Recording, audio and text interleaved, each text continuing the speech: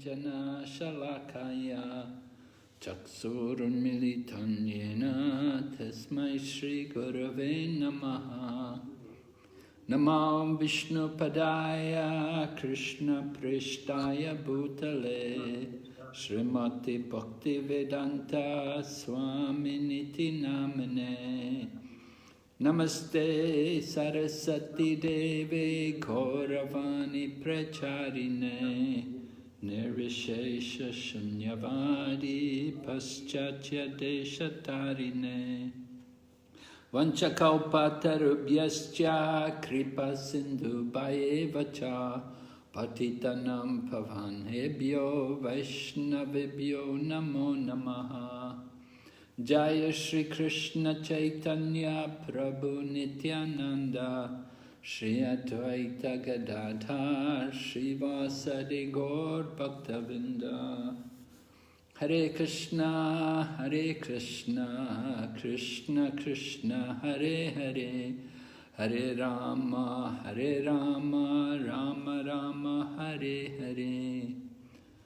So welcome everyone to our ongoing Bhakti Sastri course. We're studying Bhagavad Gita and we're at chapter 16. We're studying the divine and demoniac natures. So let me just go to screen sharing.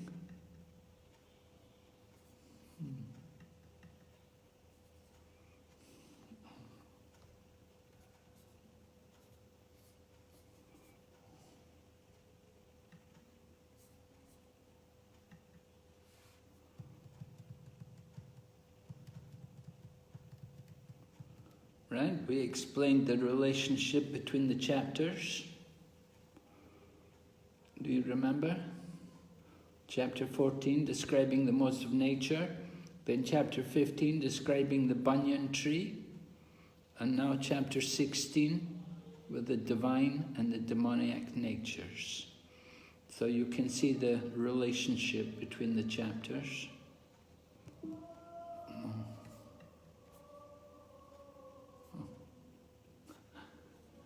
What did I do?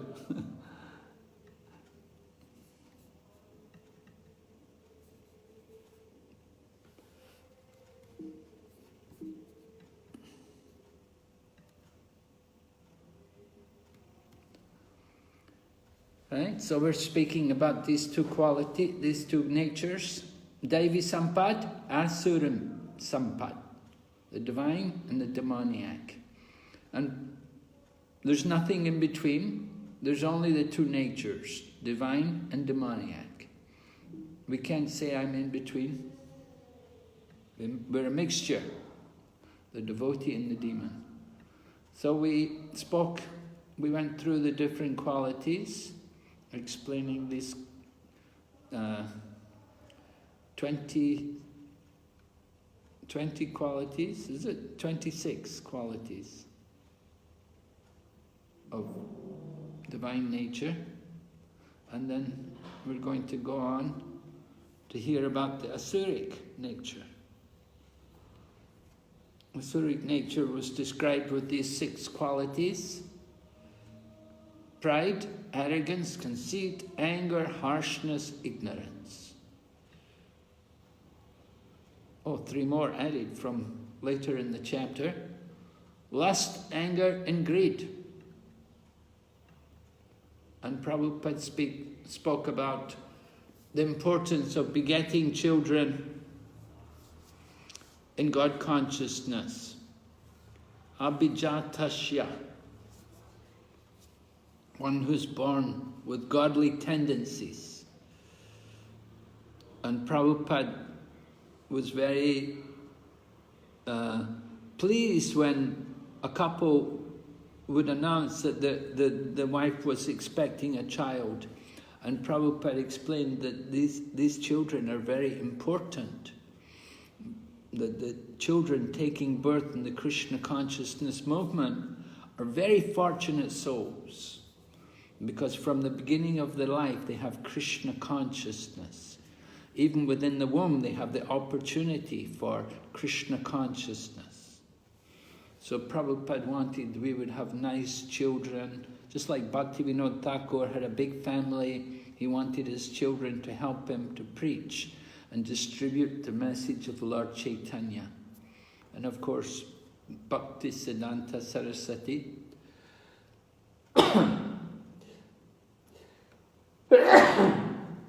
excuse me. Bhakti Siddhanta Saraswati was one of the children who appeared to help Bhaktivinoda Thakur in spreading the mission of Lord Krishna. I seem to have a little cold this morning. So these demonic qualities, just as the godly qualities come from birth, so in the same way the demonic qualities also come from birth. We know in Srimad Bhagavatam, Hiranyaksha and Hiranyakashipu, how from the very beginning of their birth, even within the womb of their mother, there were so many signs of inauspiciousness. So the demons, within the womb of their mother, they begin to manifest all the inauspicious qualities. However, Lord Krishna tells Arjuna, you don't have to worry, you're born with the divine qualities. Arjuna was not, he was not demonic nature. He was very thoughtful before taking part in the battle. So Prabhupada says, one or the other, two kinds of natures. And Prabhupada gives us the example, we read this, right? About people in New York, as soon as we play the kartals and we have kirtan, oh, stop, call the police, get this out, we don't want this. So the demonic nature. And hearing the sound of the kirtan, the sound of the holy name, disturbs the demons. They become agitated and they want to stop it. So, verses 7 to 18 go on to describe the demoniac nature, and then the rest of the chapter describes the results of the demoniac activities. We'll hear about that at the end of the chapter. We're going to... One thing we didn't talk about was Ugra Karma. We described a little bit about Devi Sampad and Asuric Sampad, but Ugra Karma, horrible activities meant to destroy the world. Things like atom bombs, and so many slaughterhouses, especially killing the cows. That's all Ugra Karma. So much Ugra Karma in the world today. Maybe some of you have some realization or some... you can give some examples about Ugra Karma? Anyone?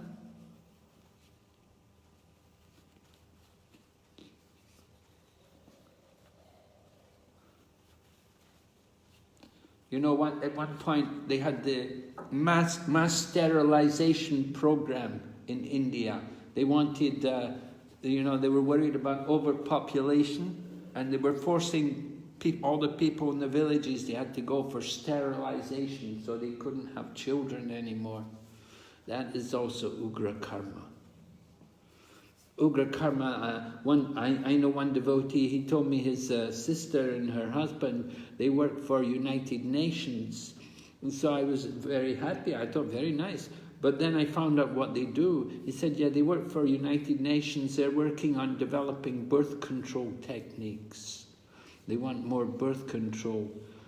So, that's Ugra Karma. Things like that, just demonic activities. Any other examples you'd like to offer, anyone? Ananta Vilasa Prabhu. Hare Krishna Maharaj. Maharaj, an example on the same lines is abortion. Like we heard recently, like they are planning to legalize abortion here, so that would be considered like Ugra Karma, like they are planning on abortion legalization. So that's a mass Ugra Karma. Yes, definitely.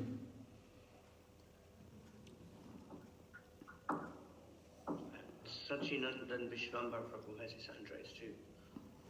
Hare Krishna Maharaj. Maharaj, I heard in the news that in the time of pandemic and coronavirus, in Western countries, lots of minks were killed in a big scale because they were suspected to have coronavirus. So they were like gathered in one place and killed.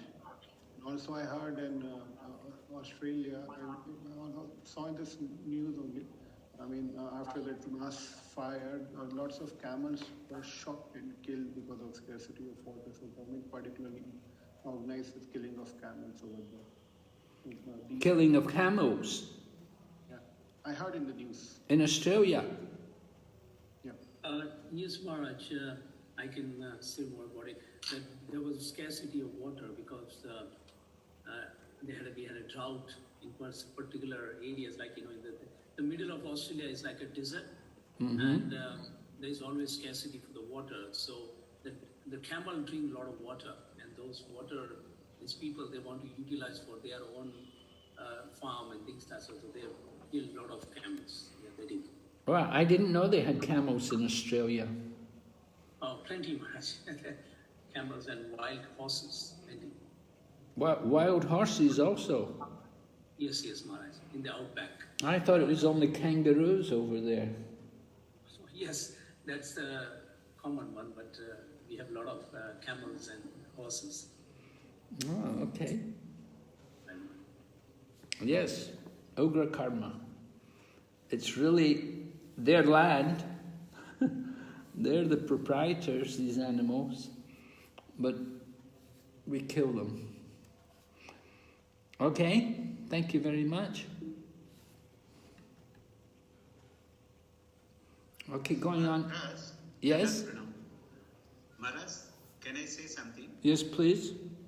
Maharaj, even going against the natural resources like this deforestation to make so many factories, that also comes under Ugra Karma. Oh, yes. Yes. Cutting all the trees, taking all the land which is meant for farming and agricultural purposes, Right. to build factories which are going to produce things for for people's sense gratification. Yes. So it's Ugra Karma. Thank you, Maharaj. Yes. So from the 19th verse of the 16th chapter, those who are envious and mischievous, who are the lowest among men, I perpetually cast into the ocean of material existence, into various demoniac species of life. Here you can see the demoniac species of life.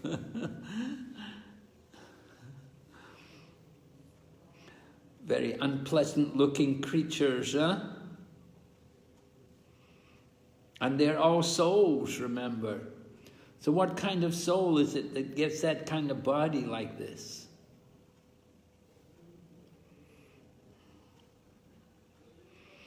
So Krishna puts those people, these lowest among men, naradamas, or the envious, the mischievous, puts them into these demonic species of life again and again. And we may think, oh, is it fair to put them into these species of life, into such horrible demoniac species of life, birth after birth? It's what they want. They actually want that kind of body. They actually like that kind of body. This is what Krishna fulfills the desire. He knows the desires of each and every living entity, and they get the appropriate body. So it's hard to imagine, but it's hard for people, those souls in these bodies, to imagine that we have our bodies. And they're thinking their body's very nice. Just like we know Indra was cursed to become a pig, and he was happy.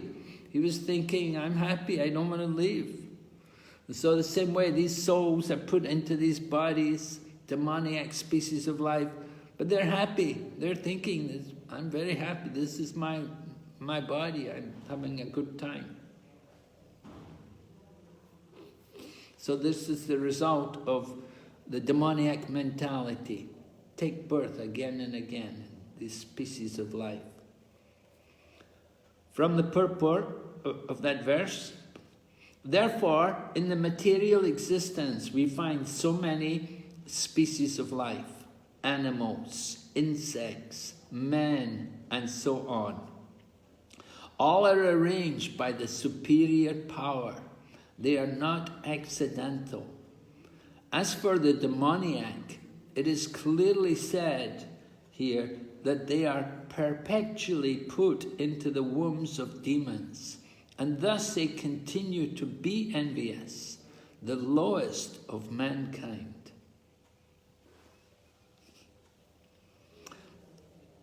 So, 8,400,000 different species of life, because there are 8,400,000 different desires. To accommodate the desires of each and every soul, they have the appropriate body.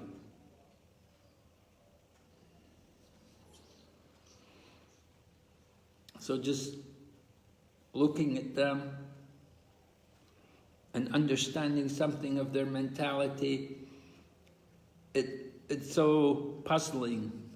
We cannot imagine how they would like to have that kind of body. But this is the result of the demonic mentality. This is the result of being envious of the Supreme.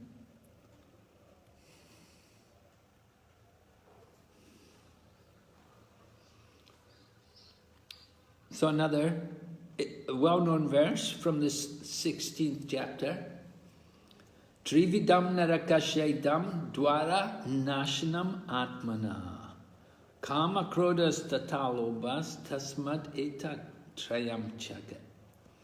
So dwara, the gate, right? Ajmirak dwara. In Delhi, so many gates. So in the body, there's also gates, right? So into hell, there are 3 gates. In the body, we have 9 gates. But to hell, 3 gates. Lust, anger, and greed. Every sane man should give these up, for they lead to the degradation of the soul. We should understand how the anger and greed relate to lust. We know earlier in the Bhagavad Gita, we heard that by contemplating the objects of the senses, a person becomes attached to them.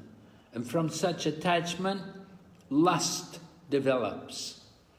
Then from lust, anger arises. So anger is like the younger brother of lust.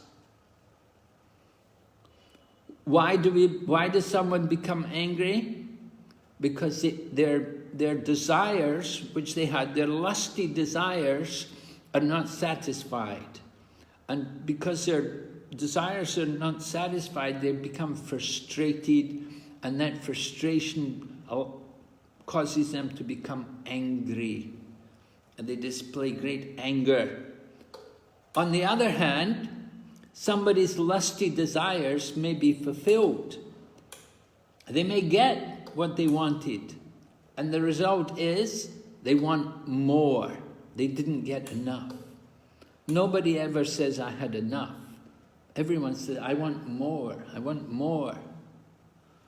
So this is the greed. So this way, 3 gates to hell. Lust, anger, and greed.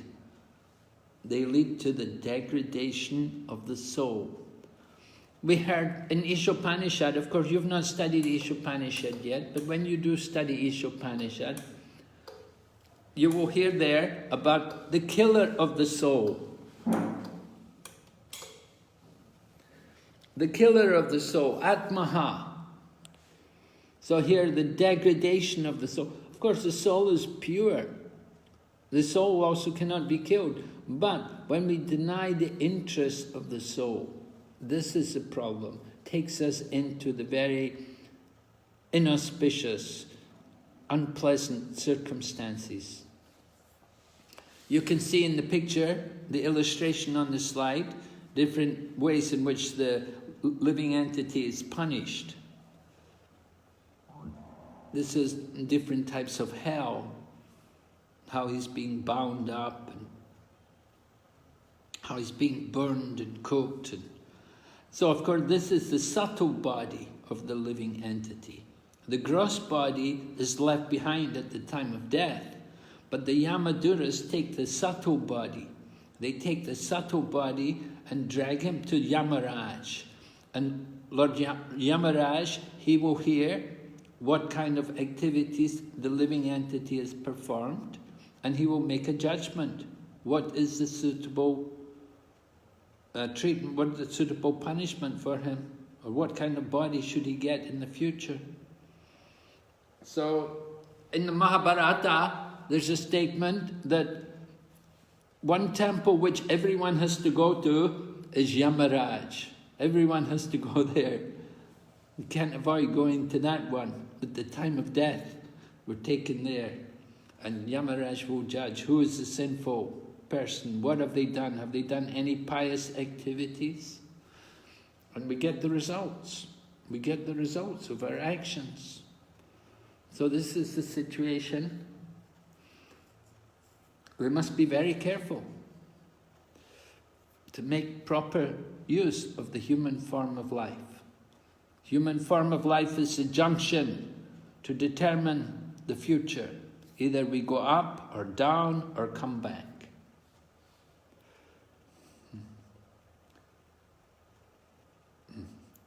Therefore, from Prabhupada's purport, raise oneself at least to the mode of goodness.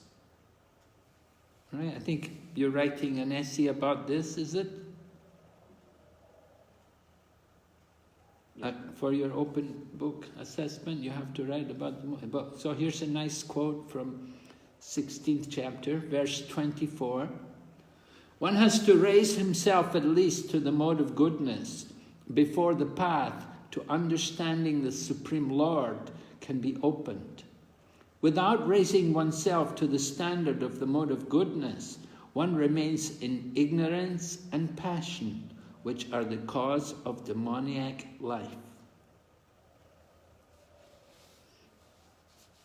How to raise oneself to the mode of goodness? Of course, that's by the prescribed method of living and acting. Wake up at a good, auspicious time, have a morning program, worship the deity. Of course, you have to take bath, taking bath 2 or 3 times a day, all of these different things, chanting every day, studying scriptures, eating only prasadam. All of these things will ensure that we can keep ourselves in the mode of goodness, we can protect ourselves from the mode of passion and ignorance. Of course, we have to be careful how we use our time. If you spend the whole, you may get up early in the morning, go to Mangal Aarti, and then come back and go to bed again. Or you may spend the whole day watching Bollywood movies. In so many ways, it's so easy. Every moment we have to be on guard. We have to try to keep ourselves situated in the mode of goodness and beware of the influence of passion and ignorance. As we said, the devotee and the demon are both in the same body. So there's always the tendency, you know, the mind may be pulling us. Oh, don't do that. Oh, go there, do this. Oh, go ahead. You don't need to go to Aarti today. You went to Aarti yesterday. Yeah, go ahead. Watch television. It's a really good movie. This movie is really good. Everybody watches it. The mind will always try to take us away from Krishna. The mind is testing us. How much do we want Krishna consciousness? So we have to be on guard to try to keep ourselves really fixed in the mode of goodness. Very important for us. Oh, this is another quote. This quote is from lecture in Hawaii. Prabhupada's lecturing from the 17th chapter. We're still on the 16th chapter, but this is a quote, a relevant quote from the 17th chapter. Without coming to the platform of sattva gun, Nobody can advance in spiritual life. That is a fact. Just like nobody is allowed to enter the law college unless he is graduate. This restriction is there. What he will understand, law, he must be a graduate. So similarly, first of all, one has to come to the platform of sattva gun. Then spiritual knowledge begins. So, at least in India, they have this custom that if you want to go into law college, you must first of all be a university graduate. You have to reach a proficiency. You have to become, showed you're a good student.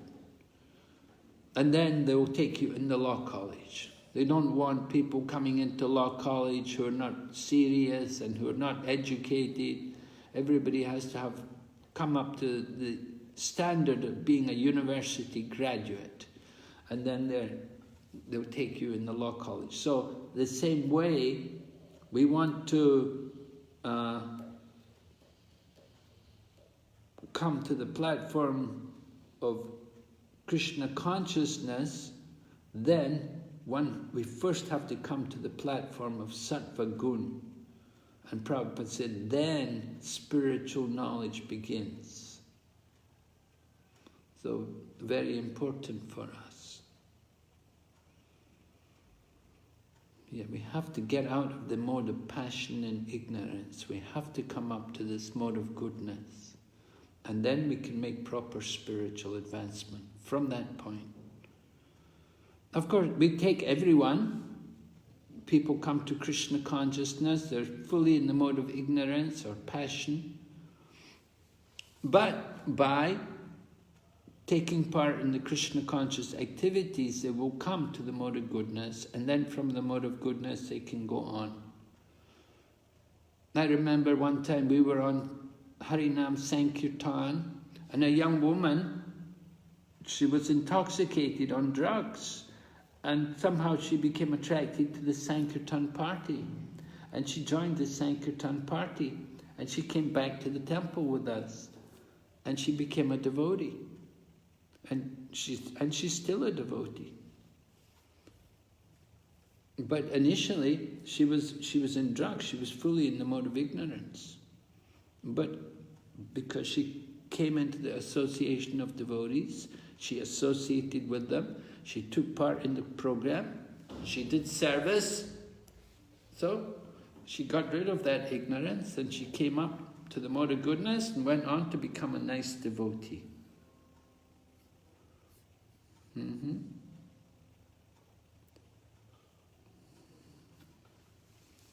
So, just to overview what we looked at, links with the previous chapter, right? Relationships with chapter 14 and 15, the mode of goodness and the mode of passion and ignorance. And in chapter 15, it was the banyan tree. The upper branches in the tree are the mode of goodness, the demigods, those people in the higher planets, they're all in the mode of goodness. And the lower branches of the tree, they're the animals and these kind of creatures, the mode of passion and ignorance. Human beings also, we are also in the lower part of the tree. Then chapter 16, divine nature is the mode of goodness, and the demoniac nature, the modes of passion and ignorance. Then the significance of the word abhijatasya in relation to imbibing divine and demoniac qualities from birth. So it's a fact, everyone has their nature from birth. Someone's a demoniac nature from birth, somebody else is a divine nature from birth. It can be changed, but it takes time. It's going to take time, and it's a troublesome effort. It's so much better if one can be born with the divine qualities. Yes, the demon can become a devotee, but it takes time, it takes a lot of effort. We see Jagai and Madhai could become devotees. They got special mercy from Lord Chaitanya. So it's not every time that people can be changed just like that, spontaneous. That was very special, Jagai and Madhai. Okay. Preaching. The destination of those who develop demoniac nature, with reference to Bhagavad Gita. Where do they go? The demoniac nature, they go into the lower species of life. They take birth in demoniac species of life, birth after birth. Examples of divine and demoniac nature from current world affairs. Divine nature. Distributing prasadam to people during the lockdown. That's a very divine nature. Or performing Sankirtan, giving the chanting of the holy name to people. And the demoniac nature, call the police, get these people, get these Hare Krishna people locked up. This is the demon. Examples of ugra karma from current society. We spoke about the slaughterhouses and nuclear power, and then taking viruses from animals, from creatures like bats and so on, and somehow giving these viruses to other people. This ugra karma. A quote from Srila Prabhupada from chapter 16, verses 2 to 7. So these godly characteristics are there. Either you practice yourself to come to the godly characteristics, or there is a simple method. If you take to devotional service, all the godly qualities automatically come. This is the process. So, in this age, to develop these godly qualities is very difficult. But if you take to Krishna consciousness by the simple method, by chanting Hare Krishna, Krishna Krishna, Hare Hare, then automatically you develop all the godly qualities. Jai Srila Prabhupada ki. So Prabhupada is making the point that to develop these godly qualities is very difficult. But if we just simply take to the Krishna conscious process, through chanting the holy name, automatically good qualities come. Can you give an example? Anybody like to give an example? Somebody who just became Krishna conscious and he developed all good qualities?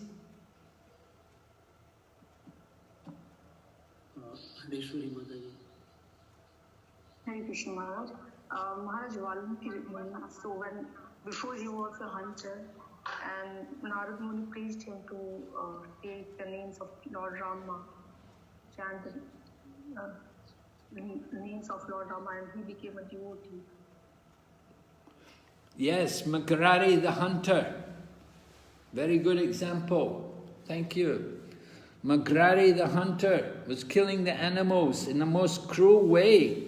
He'd have them caught in traps and they would die a slow and painful death. And Narada Muni came and he saw the situation. So he released the animals. But then he approached the hunter and he told the hunter that this is not good. But the hunter said, this is how I live. My father taught me to do this. He said, this is how I provide for my family. If I don't do this, how will I live? And Narada Muni said, you just have to become a devotee and you will be all right. Krishna will arrange everything for you. So by the power of Narada Muni, Magrari gave up the killing and he became a devotee, and he sat beside a tulsi tree in the jungle and he began to chant the holy name, and people would come and they would give him some grains and some rice or some fruit. and they would offer their respects to him because he had become a devotee. He'd given up the hunting and became a devotee. So we have that experience in Krishna consciousness. There was one devotee in Germany. He became a devotee, and before he became a devotee, he'd been working in a slaughterhouse, killing the animals. But then he became a devotee. And he came and he surrendered to Prabhupada and he took initiation. And Prabhupada gave him a beautiful name. He gave him the very nice name. Mahajan, I think. So this is the point, that even somebody has demonic qualities, if they take to Krishna consciousness, they don't have to separately cultivate each and every quality.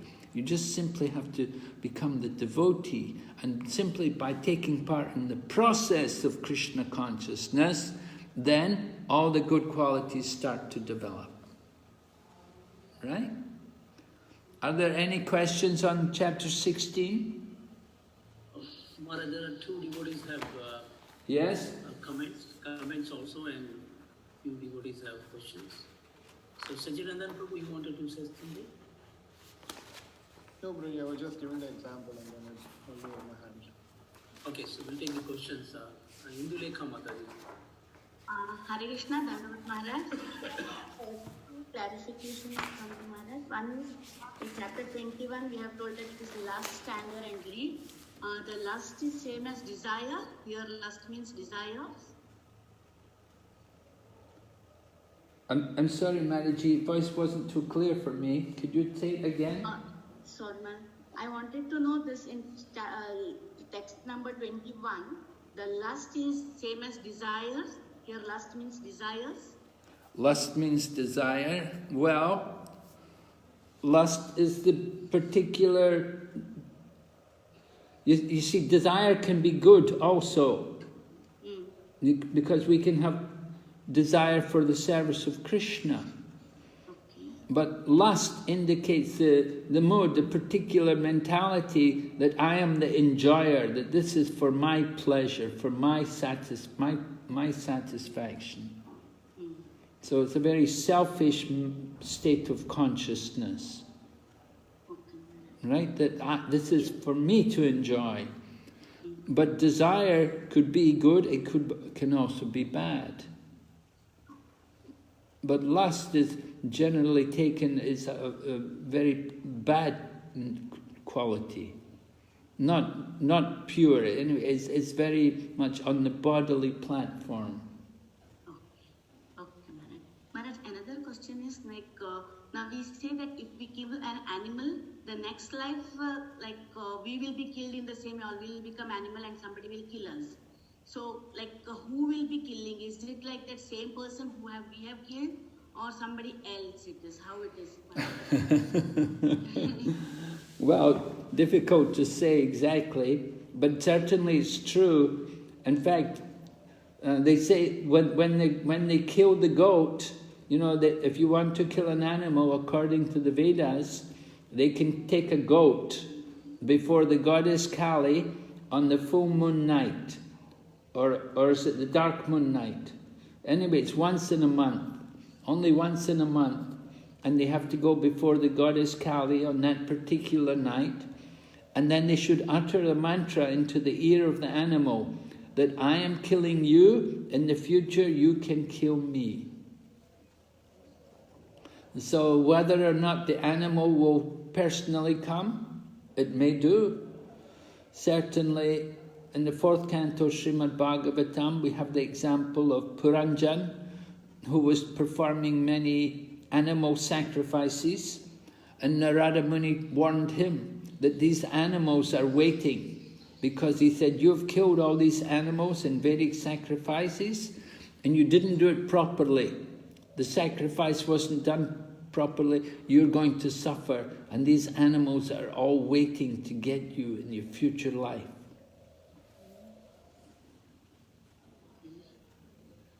So again, if that case, again that animal or who has killed again, they won't get incur sins, Maharaj? They won't get what?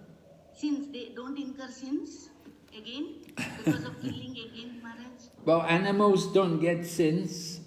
Animals, that animal body is their karma, right? That animal body which they've got, that is the result of the past sins. In the human form of life, we get karma, we get sins. The tiger doesn't get sin for killing somebody. Or a lion, they don't get sins when they do something, you know, because they have the animal body. So they don't get karma for their activities, for their eating meat and so on. That body itself is their karma. Yes.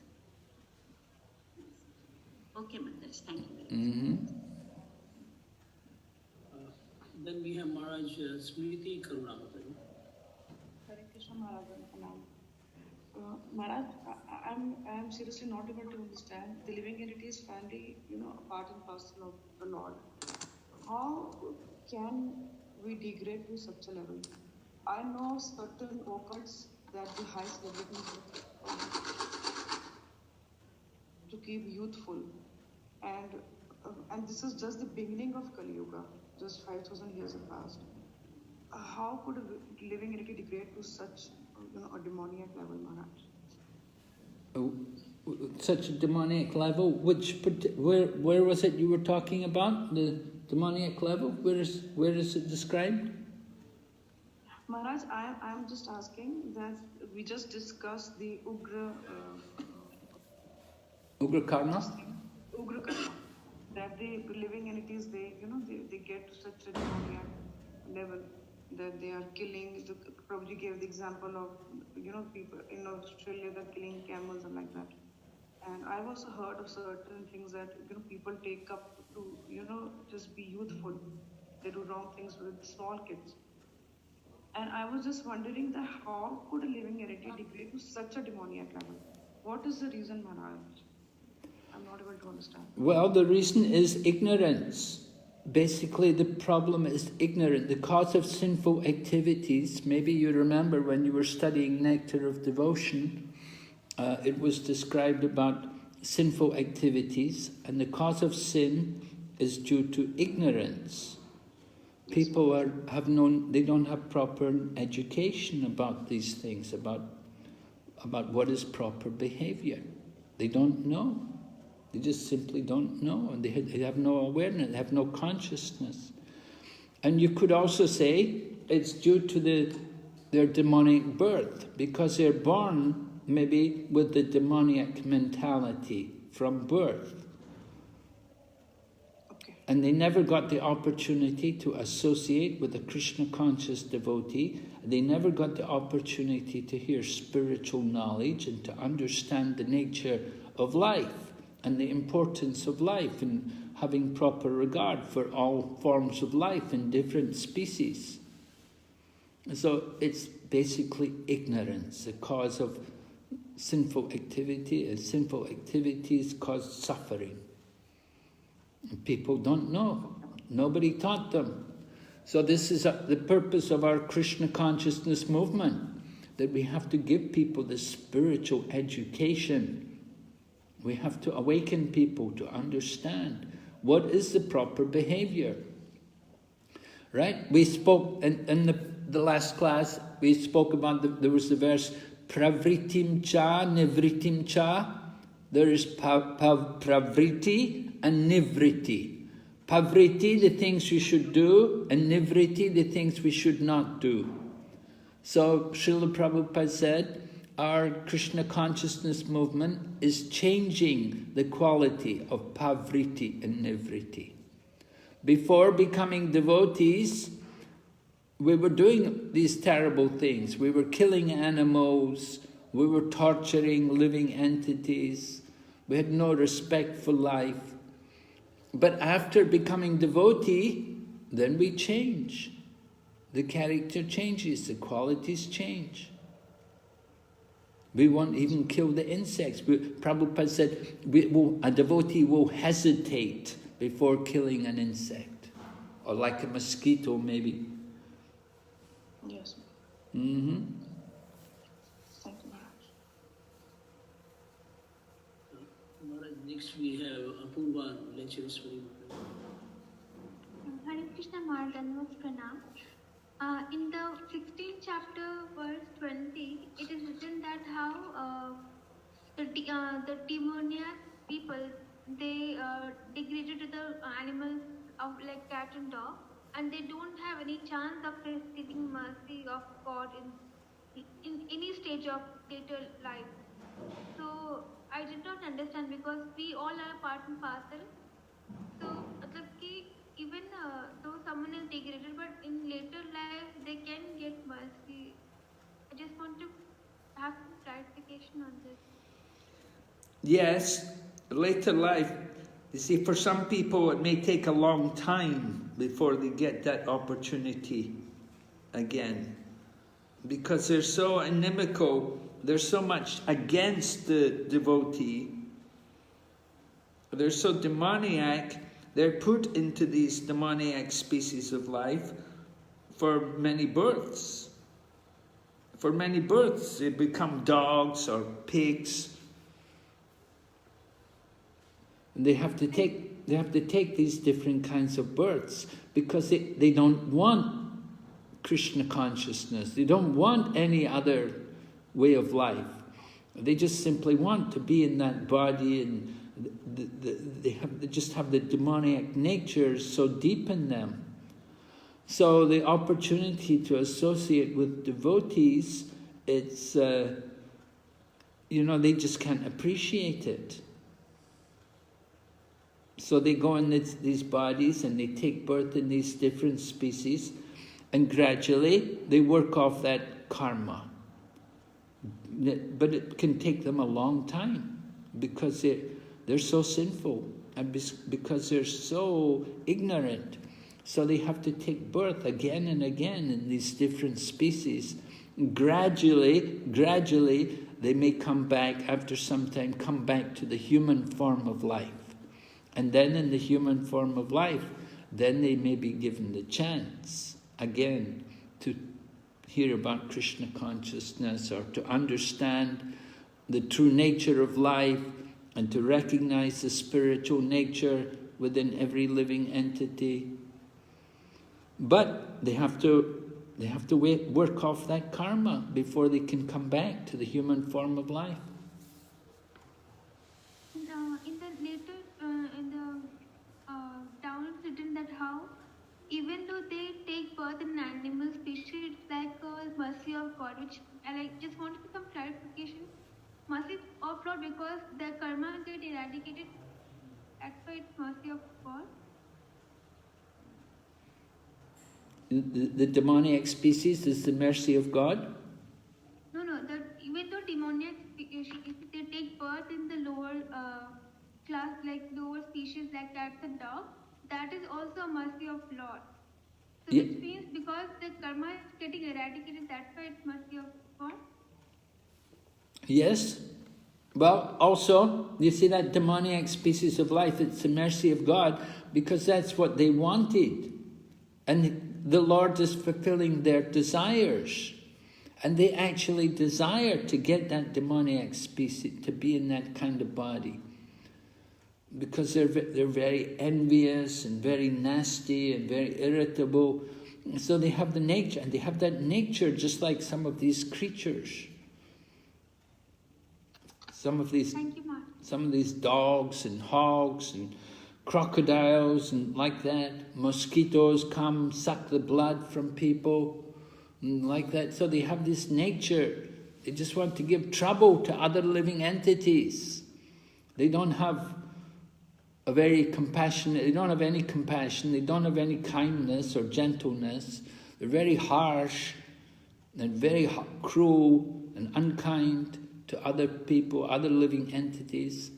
So they're put into that kind of body which is appropriate for their qualification, according to their qualification. And they stay in that body to work off their karma. Gradually, after some time, they will come back. It may take longer though, can take a long time. Some of these people, depending on how demoniac they are, they can be in these bodies for a long time. Gradually, however, they'll come back to the human form of life, and then they may be fortunate to hear about Krishna consciousness. Thank you, Maharaj. Yeah, we going to the next. Hare Krishna Maharaj, Dandat Pranam. My question is with reference to this 16th chapter, verse 4. There is a word called Abhijatasya. Okay, we can understand that devotees begetting children, they will be having all those transcendental qualities, and the Krishna conscious children will be born. But what about other families, like they are not devotees at all? But if some ISKCON devotee tries to read either Bhagavad Gita or Bhagavatam, since the child is in the womb of the mother, will it have any good impact on the future child will be born? If the devotee reads to the child in the womb of the mother, Yeah. Maybe by force. They are not willing at all, but he will try to explain about the advantages of hearing about the Lord and His glorious pastimes, etc. So he will make a sincere endeavor to go to them at least once in a week, like that. I heard about one such a devotee's attempt. So will it have a very Sattva-guna effect on the child? well, it could do. It depends, however, on the child who's in the womb. Just like, you know, when you give you may give a lecture to people, is everyone receptive? Are they willing to hear? So the child in the womb is in a very uncomfortable, painful situation, but is he receptive to the message? Is he willing to hear and to take it seriously?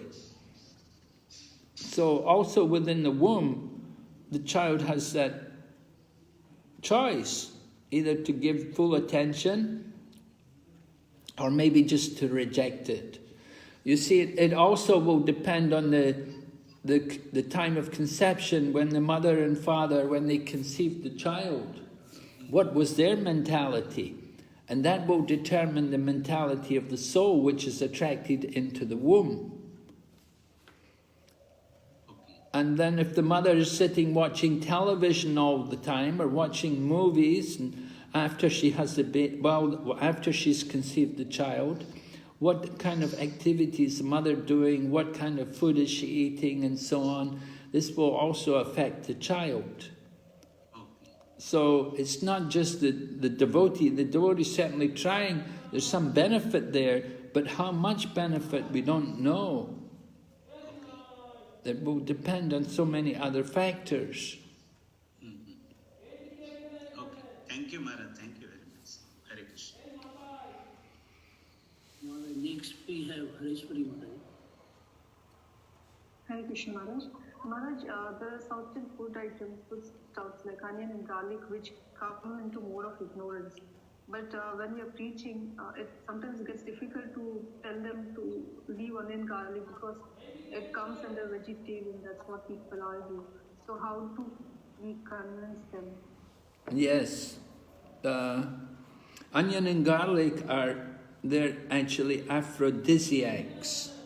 Aphrodisiacs mean they stimulate the lust and the passion in the body. So they're very powerful things. Of course, people will say, well, if I don't use onion and garlic, then food has no taste, and they want something with taste to eat. They enjoy the taste. And so Srila Prabhupada taught us that instead of using onion and garlic, we put hing or asafoetida, and you use a little asafoetida in place of onion or garlic. And this is not so damaging. It's not an aphrodisiac. It's not going to stimulate our lust. We already have lust, and if we take onion and garlic, we become more lusty. And you know, these onion and garlic are highly pungent. People eat it, you know, when they come near you, you can smell it on their breath. It's so strong, you know, it knocks you back sometimes. They eat so much onion and garlic, they stink of it. So, this is one point, that it's very much in the mode of passion and ignorance. It's not good for helping us to control our mind and senses. I've heard also that some airlines, they will not allow their pilots to take garlic before flying an airplane, because the garlic influences their judgment and their different judgments and decisions which they make. It's it can slow people down, apparently. It what? It can slow down the mental reflexes.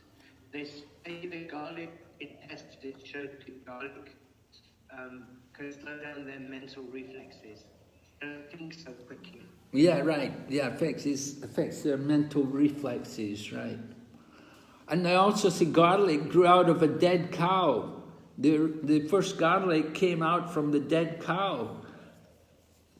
So I know that the Buddhist people, they won't eat onion and garlic. They're vegetarian. They also won't take onion and garlic. They know it's not a sattvic food, not a pure food.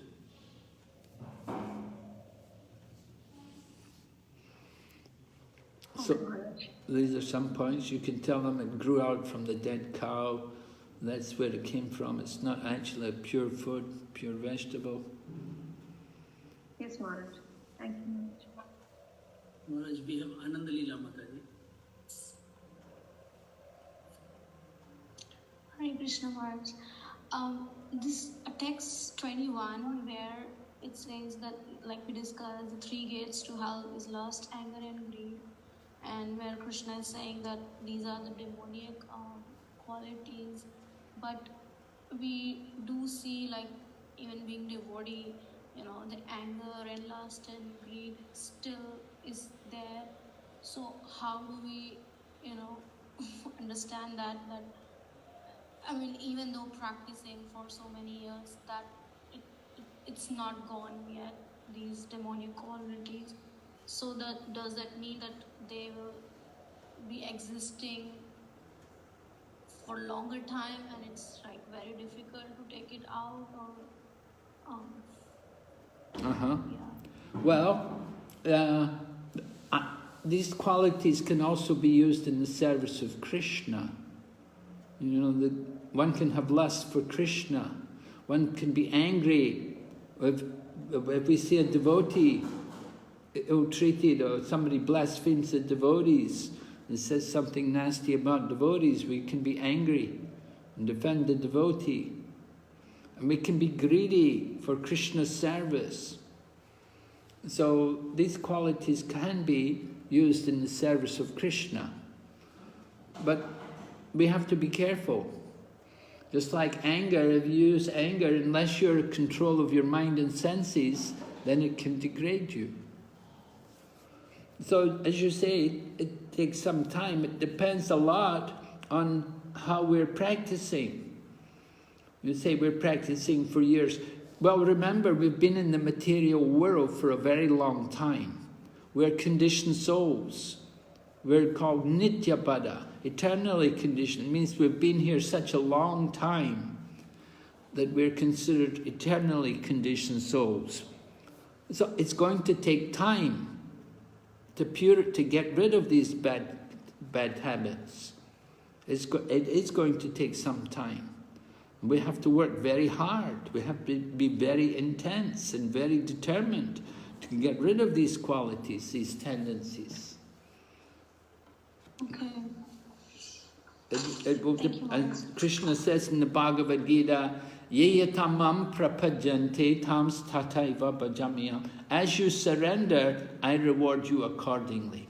So when we really commit ourselves to Krishna's service, then Krishna can take all these bad qualities away from us. And we should very much regret if sometimes we lose the control, we get very angry, or we become very greedy. We should repent And we should feel very sorry that we've done that and apologize and try to overcome these tendencies. Thank you. Thank you, Maharaj. Maharaj, Induleka Kripa Mataji has another question. Hare Krishna Maharaj, I just would like to ask, like all the anger arise from lust, Maharaj? See, we say that the anger arises from lust. All the anger, does it arise from lust only? Well, that's what Bhagavad Gita says. But sometimes we get angry for for the Lord's purpose. If somebody blasphemes or something like that, we get angry.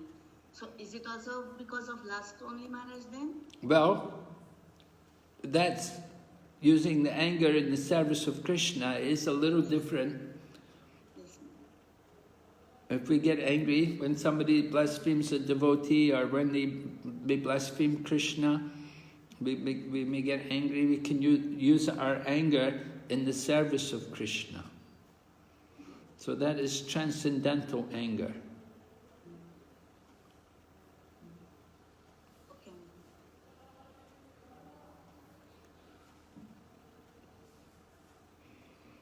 But we have to be careful. We have to be careful that you have to be in control. Prabhupada would get angry 1 minute, but the next minute he would drop it. He wouldn't allow it to. He wouldn't carry the anger. You know, sometimes people, they get angry and they're angry for 3 days or more. They can't just give up the anger. They carry that anger with them. So that kind of anger is very degrading. Very hard to think of Krishna. Remember that we have to think of Krishna. We have to remember Krishna. So if that anger is causing you to forget Krishna, it's not good. Thank you. Maharaj, we have Sachin and then Vishnu Prabhu. Hare Krishna Maharaj. Maharaj, yes, you were telling about how to develop the good qualities, that a devotee by chanting and by devotional service one develops the good qualities automatically. So I was just thinking, we also see that devotees don't have good qualities simultaneously, and the non-devotees who are not interested in devotional service, but they externally seems to be very good in quality. So I'm just trying to understand that. Yes, we're looking at the material qualities. We're not seeing the important quality, which is surrender to Krishna. The non-devotees, they appear to have good qualities, but they have not surrendered to Krishna. So their good qualities are all under the control of the modes of nature. That sometimes they have good qualities, and other times it's not that they have all good qualities, but they're just situated under the modes of nature. And sometimes you see them, you appreciate their mode of goodness, but they're also subject to passion and ignorance. And the devotees, you look at them with material vision, you don't see their spiritual position, you don't see that they've actually surrendered to Krishna. So they may not have good qualities, but gradually they will develop the good qualities. Whereas the people who are not devotees, they're going to become worse and worse all the time. But the devotees will become better and better as time goes on, because they're devotees, they've surrendered to Krishna. But the non-devotees haven't surrendered to Krishna. So they're under the modes of nature, and they're going down and down and down, gradually more and more down. Although you see them, they look good, that's a temporary situation. In the long run, they're going to go down into the unpleasant, inauspicious situation. But the devotees, they may not look very good, you may think they don't have good qualities, but gradually they will develop all the good qualities. Because they're connected to Krishna, because they're doing service for Krishna, so gradually all the good qualities will develop in them. It's just going to take time. Just like if somebody's in the shower, having a shower, you can't criticize them for being dirty. So in the same way, devotee is practicing Krishna consciousness. You can't criticize them. You have bad qualities. Oh, you're like that. Oh, you're lazy. Oh, you're dirty. Oh, you're greedy.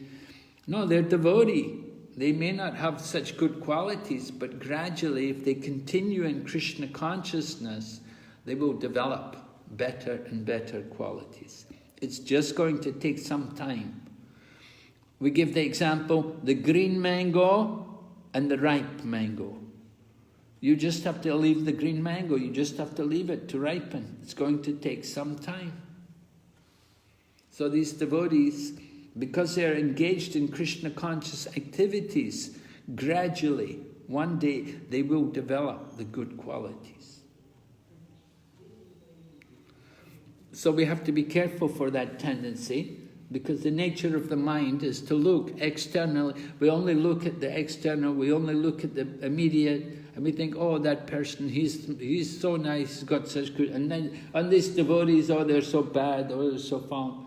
No, we should see what is the actual position. In the long run, somebody who is not a devotee, they cannot have any good quality. And this is stated in Srimad Bhagavatam. Yashyatma buddhi guna petrida kute swati kalatrarishu bhumai jadi yatirtha buddhi shalale nakarachit janesh abhigneshu. Oh no, that's a different verse, right? Yashyasti bhagavati akinchana sarvair gunaistatra samaste suraha harava bhakta shyakato mahadguna manoratena sati bhavato bahi. Right? One who is a devotee actually has the good qualities. But one who is not a devotee is just under the modes of nature. Even though he may appear to have good qualities, sometimes he has good, but he's under the modes of nature. It's not going to be always there. So don't be fooled. If someone is not a devotee of Krishna, even though they're expert in maintaining their family, or they may be expert in pranayama or mystic yoga, but if they're not a devotee, they have no good qualities. They're under the modes of nature. Sometimes they're in goodness, but sometimes they're also in passion and ignorance. But a devotee, because he's engaged in Krishna conscious activities, gradually he will come to the transcendental platform. He just has to stay in Krishna consciousness. It's going to take some time. Is it clear? Thank you much. Yes, any other questions? There are no other hands raised. Okay, thank you.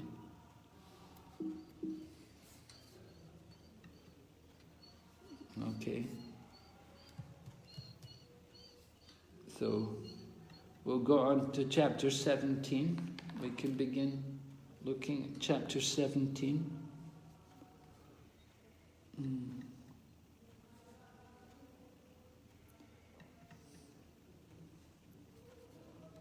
Oh no, not that.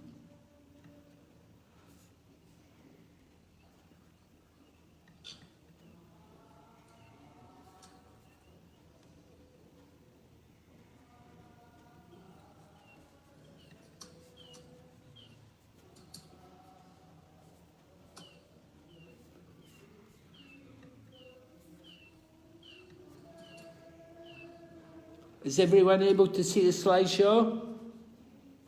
Yes, Maharaj, we can see. Yes, Maharaj. Very good.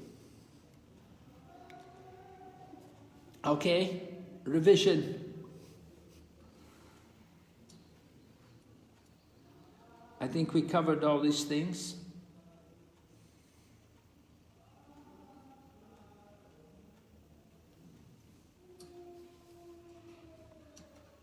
Is everyone okay with these? Quite? Anything you'd like to review again?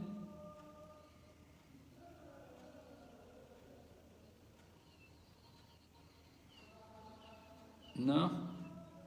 Okay. So we'll go ahead. Chapter 17 is divisions of faith.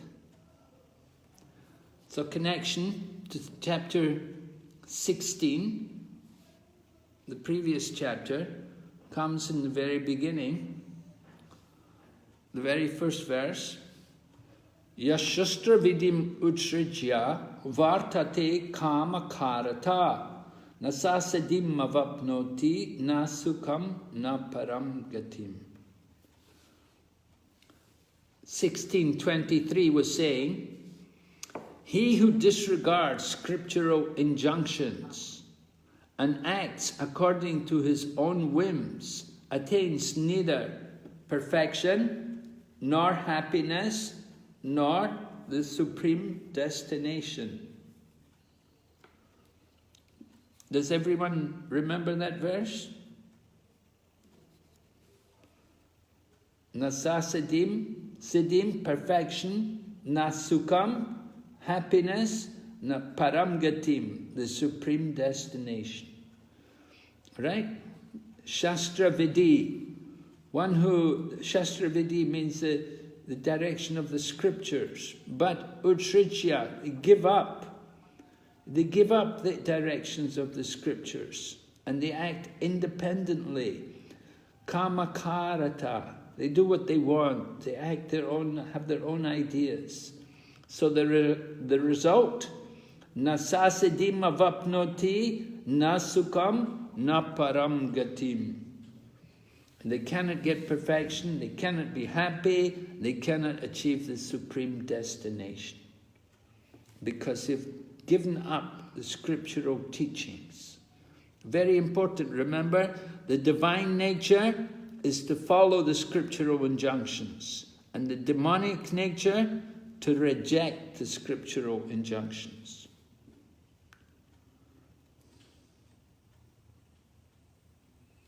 So then in the 17th chapter, Arjuna asks a question. Right?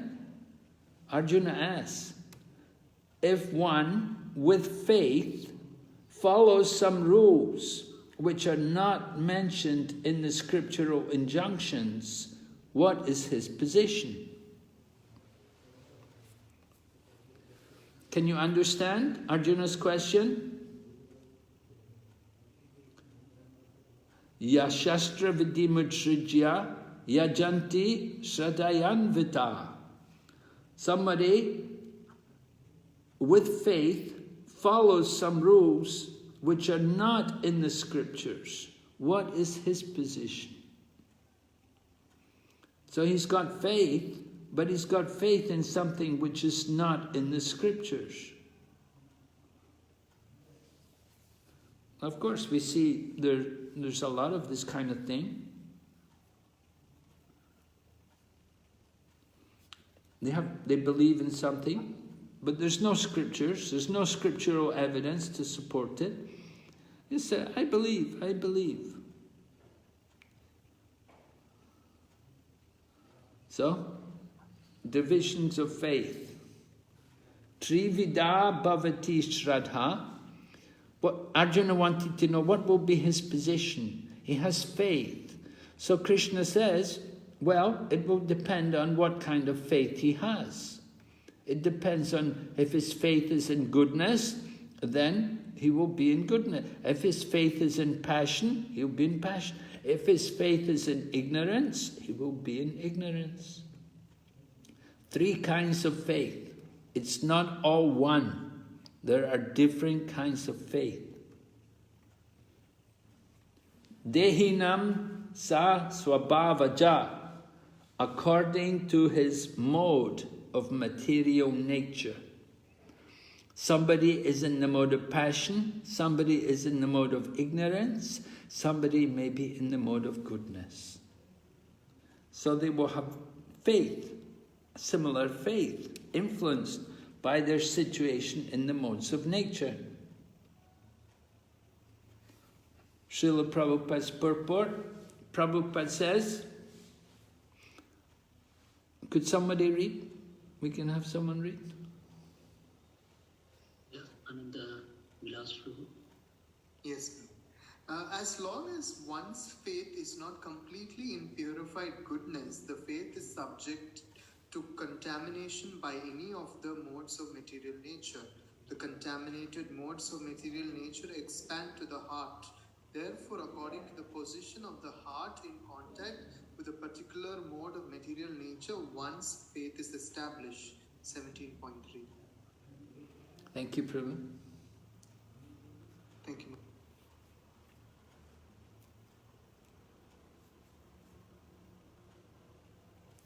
So, as long as our faith is not in purified goodness meaning like Shuddha Sattva, no influence of passion and ignorance. So, as long as we're not in that condition, our faith is subject to contamination. Sometimes it will be in goodness, sometimes in passion, sometimes in ignorance.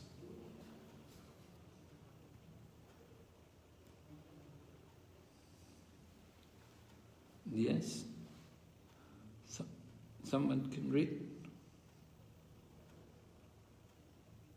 Will you go in group? You want to read? Yeah. Divisions of faith. So people are being controlled by the three kinds of material nature, and if they do not follow the Sastric injection, then he will concoct, he will create something according to his position, either in the Tamoguna or Rajoguna or Sattvaguna. Yes, a bit more.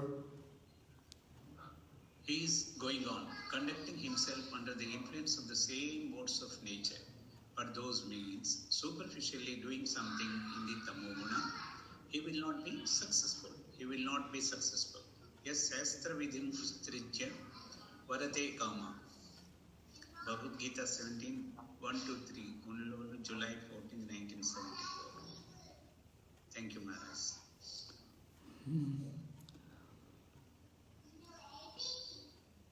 So by this means, superficially doing something in Tamagun, he will not be successful.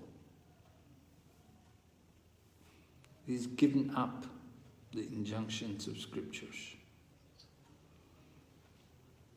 Thus we find different types of faith in this world, and there are different types of religion due to different types of faith.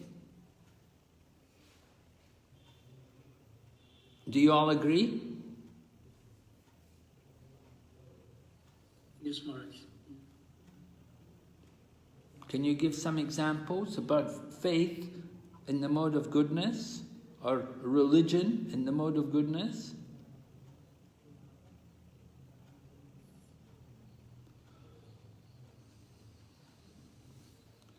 I think that's the next exercise. Yeah, this is actually for you to do.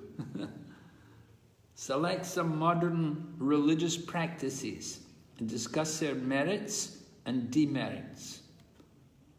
Give specific reference to Krishna's analysis of faith in the modes as described in Bhagavad Gita chapter 17, and compare these practices to the practice of Krishna consciousness. So maybe we can have some groups. Maharaj, I can create breakout rooms. Yes? Can we put, how many people do we have today in the class? I think we have 31, so I think we'll have to have 6 groups. 6 groups? 5 in each group, Maharaj? Yes? Okay. Okay, I'll create 6 groups. Okay.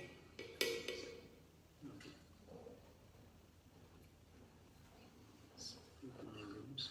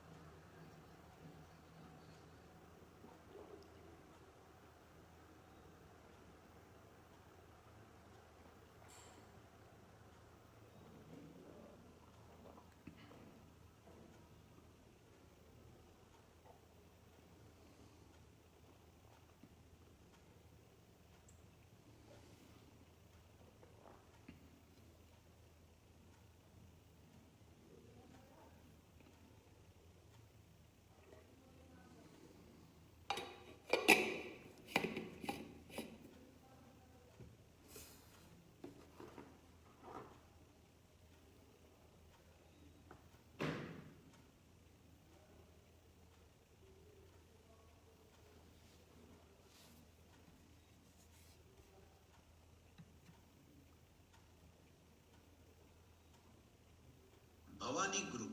They wear this red and pink colored dress, and they do only that Durga worship. And they follow certain rules and regulations only for a certain period. After that, they will become normal again. Okay. So then that will be in the mode of passion or ignorance, I think. It should be in the mode of passion only. It cannot be considered as Sattva Guna. But even these worshippers of Babas and all also, they also do all those nonsense things, and they claim that they are doing it as for the religion karke. But that is not correct actually. And one more thing, you must have heard about this Swami Ayyappa, Saraname Swami Saranam Ayyappa.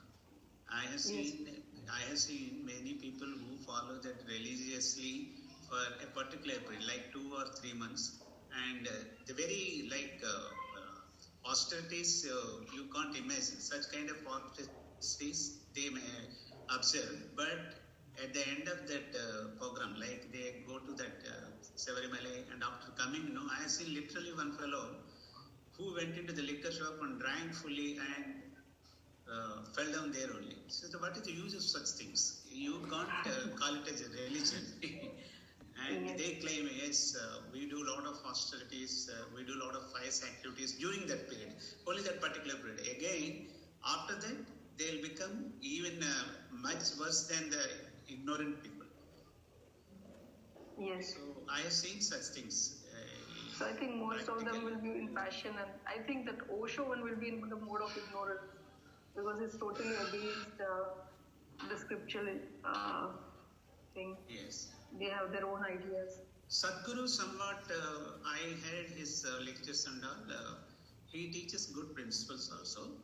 But anyway, I don't know whether we are too selfish talking about elevating only Krishna consciousness. But yes, certainly we are far superior than all these religions.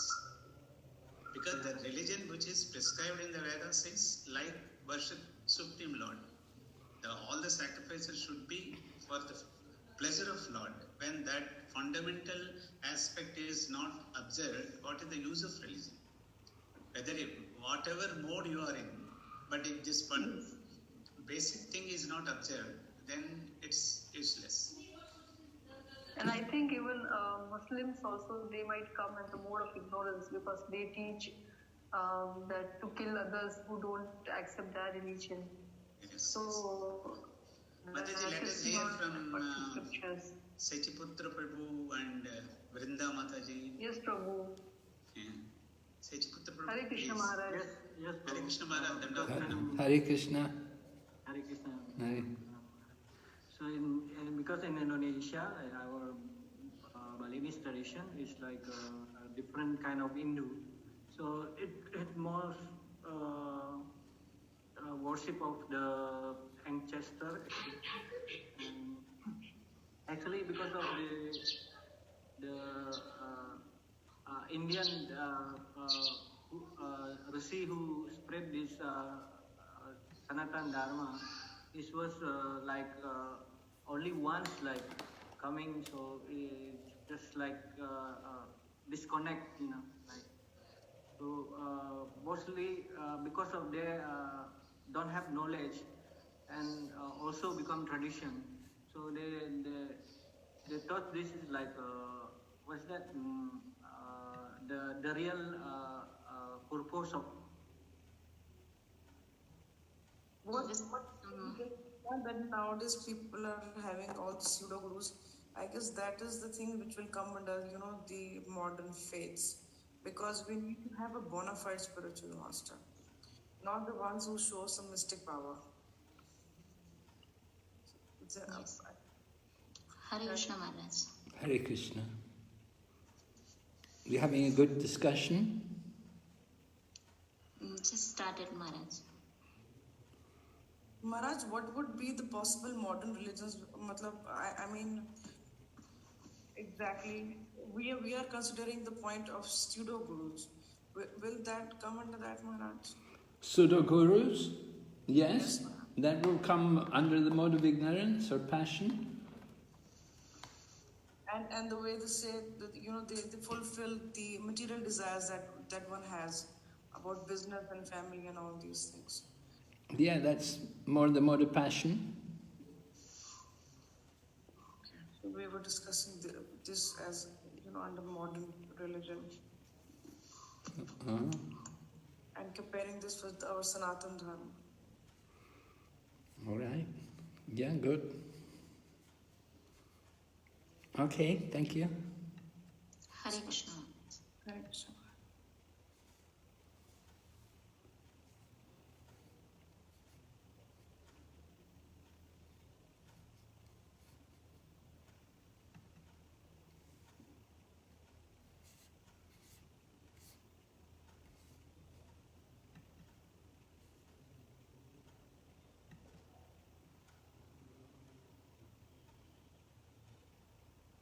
They are teaching how they are connecting. So they seem to be very strong, especially in India. If we see their organization, they are preaching very strong. Yeah, because people are already in the bodily platform, so when they see those kind of, the benefits or that kind of, the positive things which are beneficial for them, then they get attracted. Right. Yeah. So keeping this in mind, our Bhakti Purushottam Maharaj has also started our tribal preaching. So we connect to people, we connect them with school, we have been building schools and connected to that so they don't convert and they stick to their own religion. So that way it is very, we are seeing the positive result also. It's not especially in other backward places. Yes. May I add one more thing, Bobby? Yes, no? So nowadays, the trend following yoga practice is becoming more popular. So they try to find peace or improve their health by practicing yoga, but they lose the meaning of what yoga really means. It happens in many parts of the world. But I think they don't connect this to any spirituality. They just do it for their physical health and all. But I don't think, I've not seen anywhere that they connect it to any religious practices. Just for health's sake they do, right? Even the meditation also people that they're trying to do and all so much meditation, but they don't know on what to meditate. Yeah, that is there in India. Different organizations are there. They tell like this. You have to meditate on Brahman or like we see in the different places. Yeah.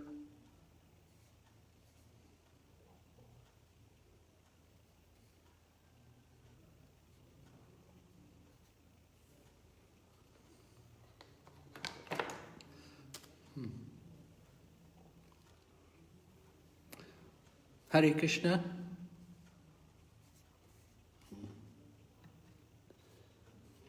Hare Krishna, Prabhu.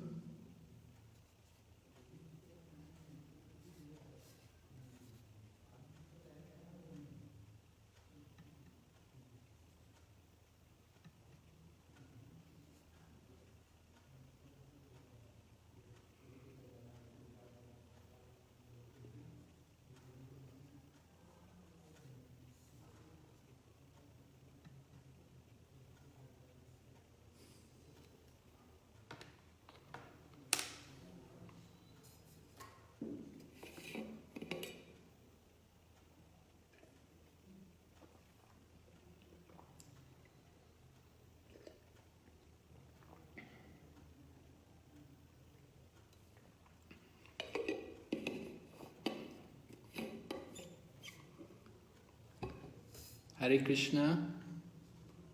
Is everyone back?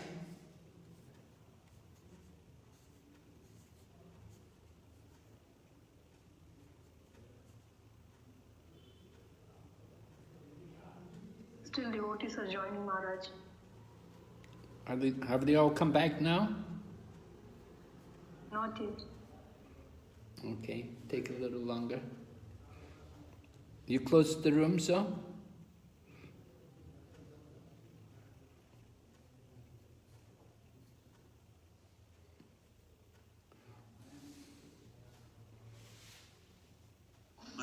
closed before time. Actually, we were having 54 seconds. I just wanted to share one more thing with our group leader, Harisri Madhavi Mataji. Okay, go ahead. Well, you can share it with us when we're all together. Yes, that's right. You can share with us. So we had the 6 groups. So group 1. All right. Yeah. Each group have a spokesman. Yeah, we had in a group 1, we had Anandila Mataji, Apurva Nilacheswari Mataji, Karuna Sindhu Prabhu, Soumya Mataji, and Shyam Kunda Prabhu. So you can, okay, Anandalina Mataji, go ahead.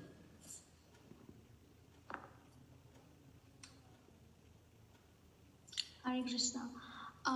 We discussed some of the groups, the spiritual groups, like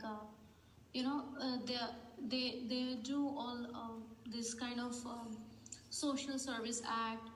They distribute books and food, and have these charitable hospitals, and have some universities also to that extent. And they are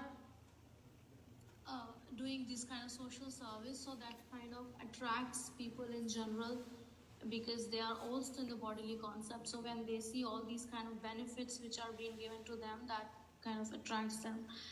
And there are merits to this, like, because they are providing these kind of facilities and resources to the society in general. And the demerit is actually that it's, as said, that it's all on the bodily platform. And the actual preaching, like what our ISKCON movement, what Prabhupada taught us, we are actually trying to get the conditioned souls, giving them that knowledge to reach to the Lord, to go back home.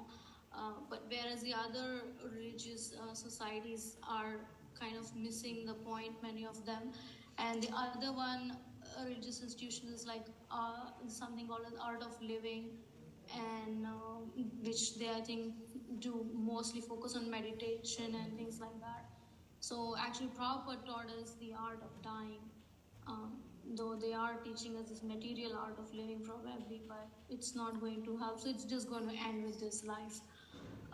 And then we spoke about some Buddhists, they are also doing non-violence and all these things. But again, it's all mode of goodness, probably, but again, binding the soul in this material world. And all the other institutions, they are lacking that spiritual compassion which Prabhupada has taught to preach them to get back home. So yeah, I think that's what maybe if Karuna Sindhu wants to add something, if I missed anything. Well, I would like to ask about the Buddhists, that the Buddhists in general, they're, as you say, they do welfare work, yeah, they do some welfare work, but they also have a lot of their own educational programs, and they teach people meditation, and they teach also their Buddhist philosophy.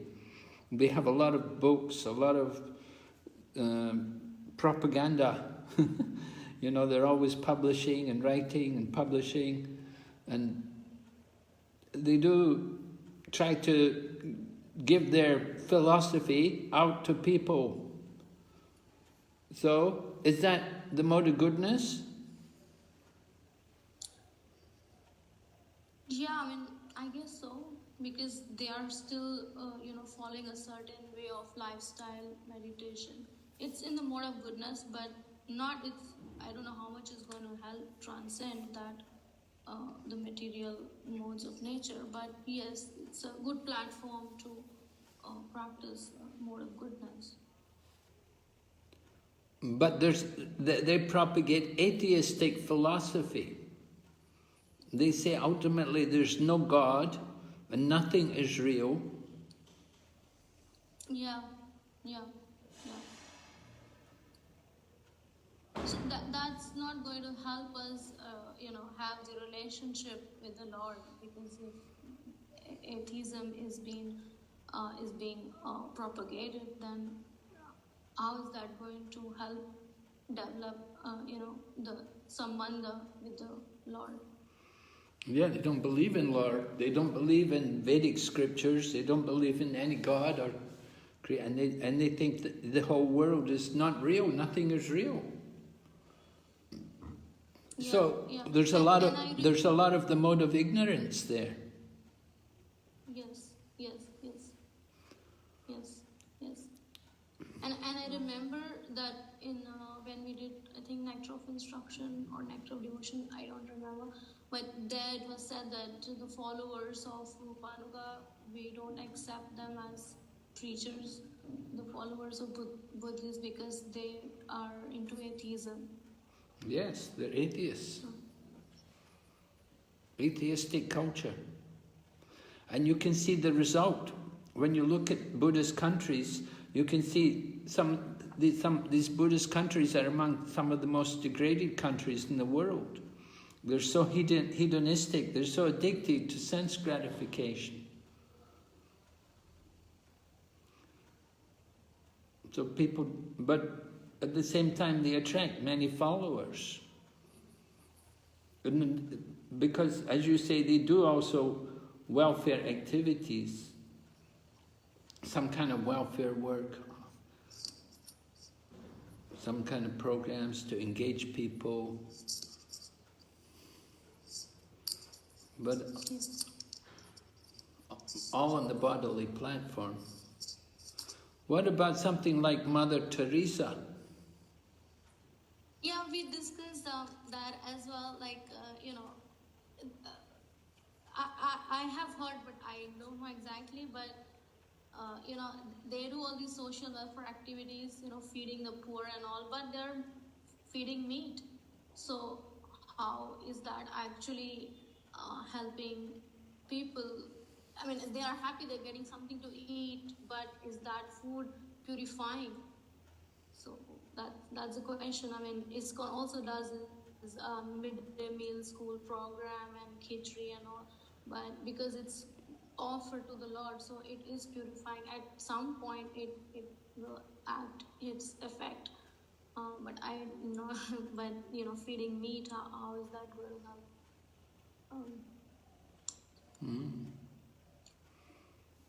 Okay, thank you. Thank you. Well, let's hear from another group. Induleka Mataji, go ahead. Hare Krishna Maharaj, we discussed about the different this one of establishing the Ganesha and Durga idols during Ganesh Chaturthi and Navaratri time, really which is not established according to scriptures. Maybe worship is there, worshipping Ganesha and Durga or goddess is there, but publicly like establishing them in every house or on the streets or whatever, and then worshipping is really not mentioned, which is not according to scriptures or any shastra or anything like that. Well, I just saw yesterday, somebody sent me a quote from the 7th canto Srimad Bhagavatam, where Prahlad is talking about the different types of devotional service, and under Archana, if you look there, under Archana, then it describes that one should not neglect to worship Vaikuntha deities like Ganesh. Maharaj, this is not about worshipping this one, because really here, in Mumbai or South India, wherever, like we have seen that they keep the idols of Durga during Navaratri and Ganesha during Ganesh Chaturthi. Everywhere, every nook and corner, they will make a small pandal type and they keep there and they worship it. Really, they don't have any proper brahmana or anything. The whole day they'll keep it closed, and only in the evening little bit puja they do, and they offer something, and they will just, on 11th day they do the Visarjana, or they will put it in water and do the Visarjana. So Navaratri also after 10th day, after Vijayadashami, they will do it in this one, in water they will put it. It's very famous here in South India, especially in Mumbai. Ganesh Chaturthi is very famous. 11 days from Ganesh Chaturthi till 11th day, just from this one, 11th day they will do it, this one, Prabhu. Oh, so you're talking about that particular worship of a deity just for a few days. They make a deity. Yes, Maharaj. Yes, Maharaj. Uh-huh. So they do it only for 11 days on Ganesh Chaturthi and for 10 days for Durga and all during the Shera time. But according to scripture, you can make a deity out of different elements, right? So one of the elements... Yeah, I don't know about of Visarjan or Nimanjan, that one, Maharaj, putting it in the water and dispersing it again. So that is done really here. Well, what do we do with deities after when we want to disperse them? We also put them in water. Yeah, okay. I think, you know, if you make a deity out of sand or out of paper like that, what are you going to do with it? You know, eventually it will go, you have to put it somewhere, you put it into the sea. Yes. Yeah. Maharaj, can I comment something on this? Yeah. Yeah, the whole history of worshipping Ganesh in those 10 days, 14 days, was started by Bal Gangadhar Tilak at the time of the independence fight. Oh. To bring all the Hindus together to fight against the Britishers. Oh. That was the whole idea, and that has become into a religious kind of a thing at the present, which is a concocted thing, which was not as per the scripture. This is what I'm saying. Okay. Yes, Maharaj, that is what we were discussing. So it's just it's not a very long time standing tradition. It's something more recent times, is it? Yes, Maharaj. Yes. Okay. Thank you. Yes, go ahead, Manaji. Yes, and we also discussed about the different people who are, for example, these Jaggi, Vasudev, somebody is there, I don't know, this one also, he has put some big Lord Shiva statue also in Coimbatore, his place, and all. He is doing all kinds of giving politically also, or giving the lectures on like the lifestyle of living, similar to like art of living and all. So which is not according to the scriptures, or which is not having any, they do some meditation or something like that, but it is of no use. It's all everything on the back bodily platform. They have different, even Western countries, I think they have different kinds of religious practices. Example, Bahamai people, I think they do I don't know what is it, impersonal or atheism. There is no proper descriptions for their practices. Mm.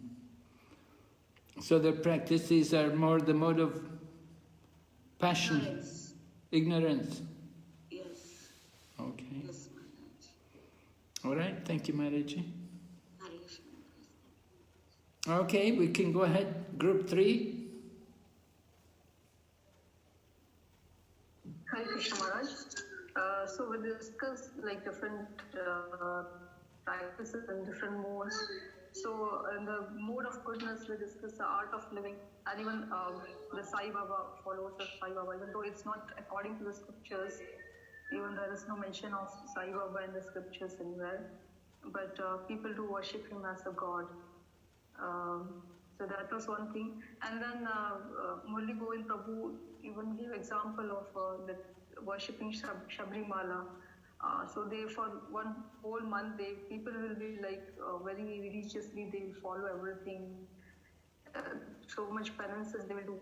But at the end of the thing, they will be again back to that eating non-veg or drinking liquor and all the things. So it's like, it may be in the mode of passion or maybe some more goodness. And then in the mode of ignorance, we discuss different religious practices like Muslims.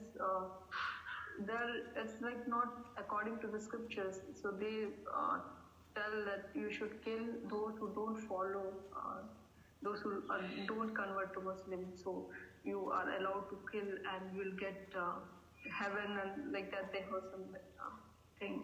And even that followers of Osho, so they are in more into self gratification. But people who are into that, they like to join that for that thing, and they think that it is a religious practice. So it's like totally on into mode of ignorance. And even the Nityananda, there's that person. So he claims himself to be an incarnation of God, and he do all kinds of nonsense activities. So all these things, it's like not beneficial. I mean, nowhere related to religion. And Murli Govind Prabhu also had something to share. Hare Krishna Maharaj, Dandavat Pranam. Maharaj, few years back, when I was in service, actually, one Swami called Swami Sukhabodhananda. He is somewhat attached to this Chinmaya mission. He was taking one verse from Bhagavad Gita in that particular session. He was explaining about that, and he initiated some members also at the end of the program. That is a 3 days program. So he had given some mantra. I didn't remember also. So fortunately, I was out of the clutches of that particular process as soon as I got entry into ISKCON. But he has got lakhs of followers throughout the world. He conducts 2 programs. One is called Life, and another one is called Existential Lab. That is, in the lab of the nature, he gives some kind of teachings, how to live the life. So I really wondered. See, even the food also, they give the food with onion, garlic, and all. So these kind of Swami, he is in saffron dress. He preaches a lot of things. He quotes a lot of Vedic injections. But what is the real use? But he has got so many followers, Madhanas. So these kind of people, outwardly they are in the Sattva-guna mode because they teach about Bhagavad Gita. That is for their livelihood. He earns lakhs of crores of rupees. In fact, our own organization, Hindustan Petroleum, engaged him as a faculty for about 2.5 years for more than 3.5 crores worth deal. Sorry, what happened? That person was engaged as a faculty for teaching this life science to all our office of community for about 2 years for a deal of about 3.5 crores all weekends. What simply he used to do is take one sloka from Bhagavad Gita and give lecture of 1 hour. That's all. And the faculty were paying him 3.5 crores. Yes. Yes, bro. Yes, Maharaj. Sorry. My goodness.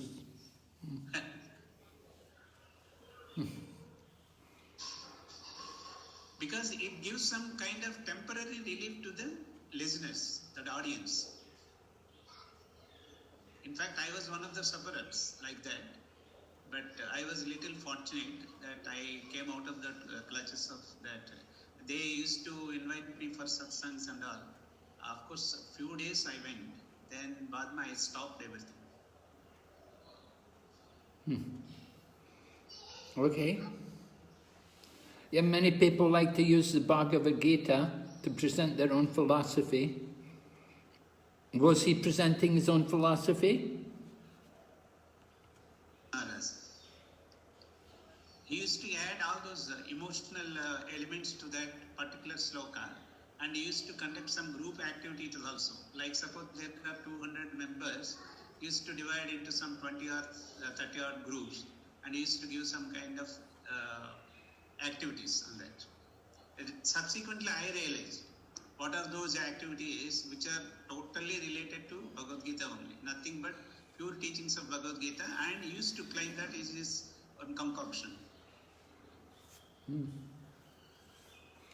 Yeah. The cheaters will find a cheater. So is that the mode of goodness, passion or ignorance? So according to me, it is not in the mood of goodness, Maharaj. It is passion. For his livelihood, he takes this base, Bhagavad Gita base, because if you quote it is Lord Krishna spoke to this verse, Lord Krishna explained all these things, and people will be a little bit attractive. But where is the question of following all these Vedic injections in that? Subsequently, I realized it. Of course, I was not knowing about this modes and all at that time. It was way back in 2002. Okay. Thank you very much, Prabhu. Hare Krishna Maharaj. Thank you very much. Hare Krishna. All right. Next group, group number 4. Hare Krishna Maharaj. Maharaj, we were discussing about pseudo gurus, where the people, common people, will approach them for the instant results. So it comes under the mode of passion and ignorance. But the people who are in mode of goodness, they will approach bona fide spiritual master, so that they will come to know what is right and what is wrong. And also the next point is fasting on our own without any restrictions. We on our own we find some certain days and start fasting, which are not recommended in Vedic scriptures. But again, when it comes in the mode of goodness, especially people who are in Krishna conscious, they follow what is given by the previous acharyas. So we fast on Ekadasi and Janmashtami, particular days that previous acharyas appearance day and disappearance day. So it has been recommended by the acharyas. So that comes under the mode of goodness. And the next point is people who are in mode of passion and ignorance, faith in mode of passion and ignorance, they approach demigods for the materialistic benefits. But the people who are in mode of goodness, they approach Krishna even for the materialistic benefits, sarvakama. Very nice. Very clear. Thank you very much. Very nice analysis. Thank you. Thank you, Maharaj. Hare Krishna. Group number 5. Hare Krishna Maharaj. So we discussed, Maharaj, broadly 4 categories of worshippers. One is from Christian faith, one is from Shiva worshippers, one is the worshippers who worship the ghosts, and the other is the yoga practitioners of Hatha Yoga. So firstly, we spoke on Christianity, and devotees brought a nice point that Jesus Christ is actually the Son of God. He came to India and learned many teachings there, and he preaches on love of God. There are some followers in the mode of goodness who take pure teachings and they try to follow his rules properly.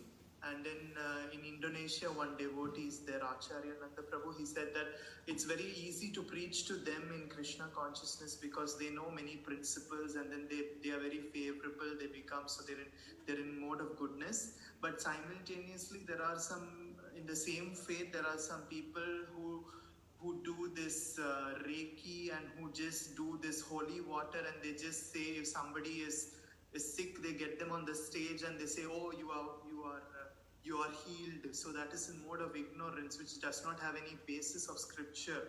They just do it as publicity stunt to convert people to Christianity. So that is in the mode of ignorance. And then we spoke about the Shiva worshippers, like some of them in the mode of ignorance. They eat ganja and they try to imitate Shiva and say, oh, because Shiva can take these substances, we can also take them. On the same point we discussed, in contrast in Krishna consciousness, we preach that we should not imitate great personalities, but we should follow their footsteps. And then Mataji said one, I think Krishna Mataji said one nice point on the people in USA nowadays. They practice in some places upon calling upon ghosts and speaking to the ghosts.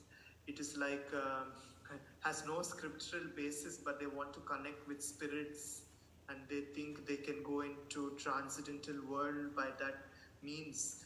But in Bhagavad Gita, we see Krishna speaking to Arjuna, saying that if you worship the ghost, you'll go to the ghosts. So Krishna tells, if you worship me, you'll come to my planet.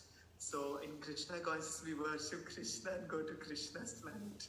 And then Yes, Maharaj? Yes, very good. And we spoke on the last point, Maharaj, on the Hatha Yoga point. We spoke that yes, there are many organizations who preach on bodily exercises and be calm, and yeah, it is kind of mixed scriptural basis, Maharaj, because we saw in previous chapters Krishna also spoke about Hatha Yoga, Ashtanga Yoga, but it culminated in some way or the other realization of God in its three aspects, like either Brahman, Paramatma or Bhagavan, but they don't have any of the substances of reunion with God, so it is not culminating in those. So this also comes in kind of mode of we saw like first worshippers mode of passion also it comes because it's bodily concept. So we saw all these points, man. Okay, thank you very much. Very nice. Right, is there one more group? Yes, Maharaj, Hare Krishna. I represent group number 6. We discuss about 2 other societies, religious society, which is Baha'ism and Sriti Sai Baba. We came to a conclusion that Baha'ism respects all religion. Sriti Sai Baba, he was a kind of a peacemaker. He encourages people to take up Bhagavad Gita and Srimad Bhagavatam. However, there was no proper understanding or deeper understanding from them, because as compared to our society, where we base everything on Sastra and Vedic injunctions, Srila Prabhupada has given us the essence and also a definition of what pure goodness is. But the other religious societies, they do charity work just to get some temporary relief and trying to impress the people from the mood of passion and ignorance, telling that, okay, this is good. Whereas ours gives us a very clear understanding of what material world is, where do we go from here after we leave our body, and it also reforms personal characters. Like we see in the life of Jaga and Madai, they were so ignorant, they were very passionate, and they eventually got reformed by taking up the instructions from Chaitanya Mahaprabhu to chant the holy name, and they became good devotees and helped. So their religious practice is all under the modes of nature. Practically we don't see, it's very less common to find anywhere where they present real transcendental religious principles, any real education to bring the people to a transcendental platform. Although there's so many different institutions and societies, they're so much influenced by the modes of nature and presenting things on the bodily platform. So this is the situation today. Srimad Bhagavatam is unique because it rejects all the religion which is motivated by this cheating principle, right? Kaitava dharma. All so much philosophy or religious practices, but it's all based on the modes of nature. Sometimes, often they want to get something, material desires, fulfilling their material needs, economic needs, health needs, different things. But hardly we see anywhere where they're really thinking about love of God or even liberation. Okay. Maharaj, I think Harsha Dhanwani Mataji has some points. Yes. Uh-huh. Hare Krishna Maharaj, please accept my humble obeisance.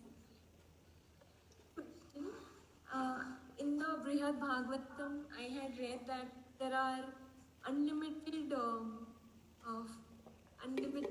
jivas from Vaikuntha planets. Every day they travel in their plane to planet Earth and other planets to actually take us back to Vaikuntha or Golok. So Maharaj, I was just wondering, where are those people going then? I mean, are all coming to planet Earth, and then where on planet Earth would be? We know many of them are in Islam, but are they also going to other sampradayas and non-sampradaya institutions?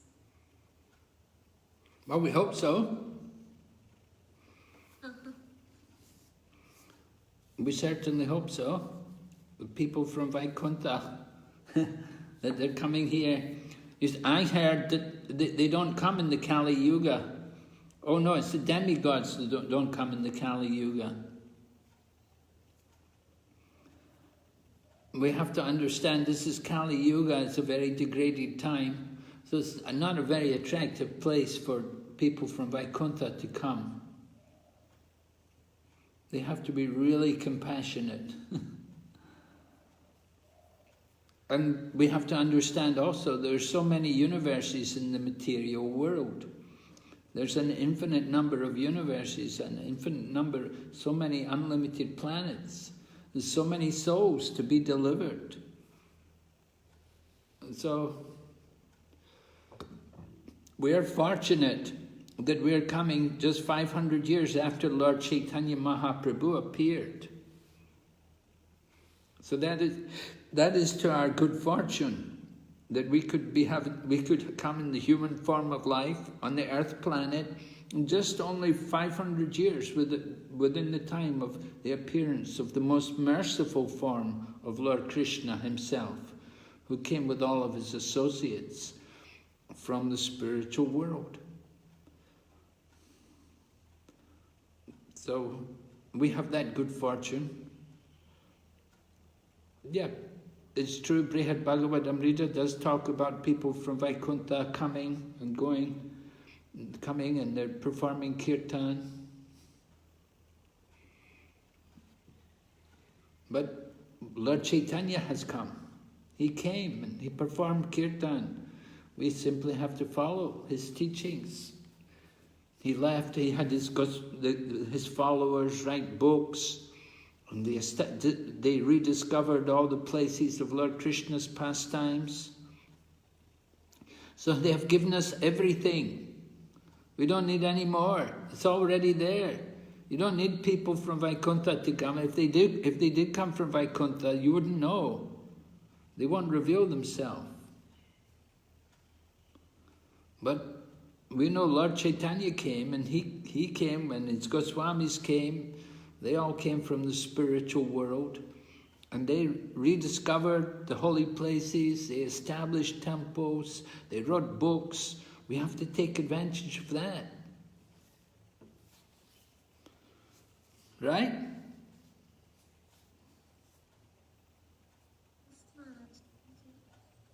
One more question. I know one Mataji. She basically, before marriage, she was not a part of ISKCON, but she was a part of a group where their spiritual was indirectly related to Srila Prabhupada. And this Mataji has been learning all the things that we learn in ISKCON. So, would that be termed as bona fide? So I get confused whether this is or not authentic. Because if they are teaching Srila Prabhupada's teachings, then they should be a part of ISKCON. Generally, they should, but we have to understand ISKCON does not have monopoly on pure devotional service. But pure devotional service can also be there in other groups who are not directly a part of ISKCON. And since Srila Prabhupada's departure, we've come to understand that. And even in Srila Prabhupada's time, there was a disciple of Srila Prabhupada, and he decided to go out of ISKCON, and Prabhupada sanctioned it. And Prabhupada gave him permission that he could go and he could do his own preaching. And, he was initiated by Prabhupada. And he went and he did his own preaching, and he had quite good success. He has a number of disciples and followers. They're not directly ISKCON, but they're not different really from ISKCON, the same principles.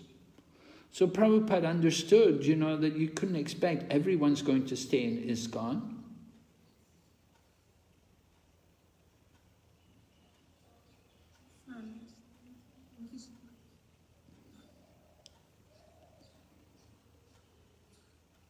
Maharaj, we have two more hands raised. Yes. One is Smriti Karuna Mataji.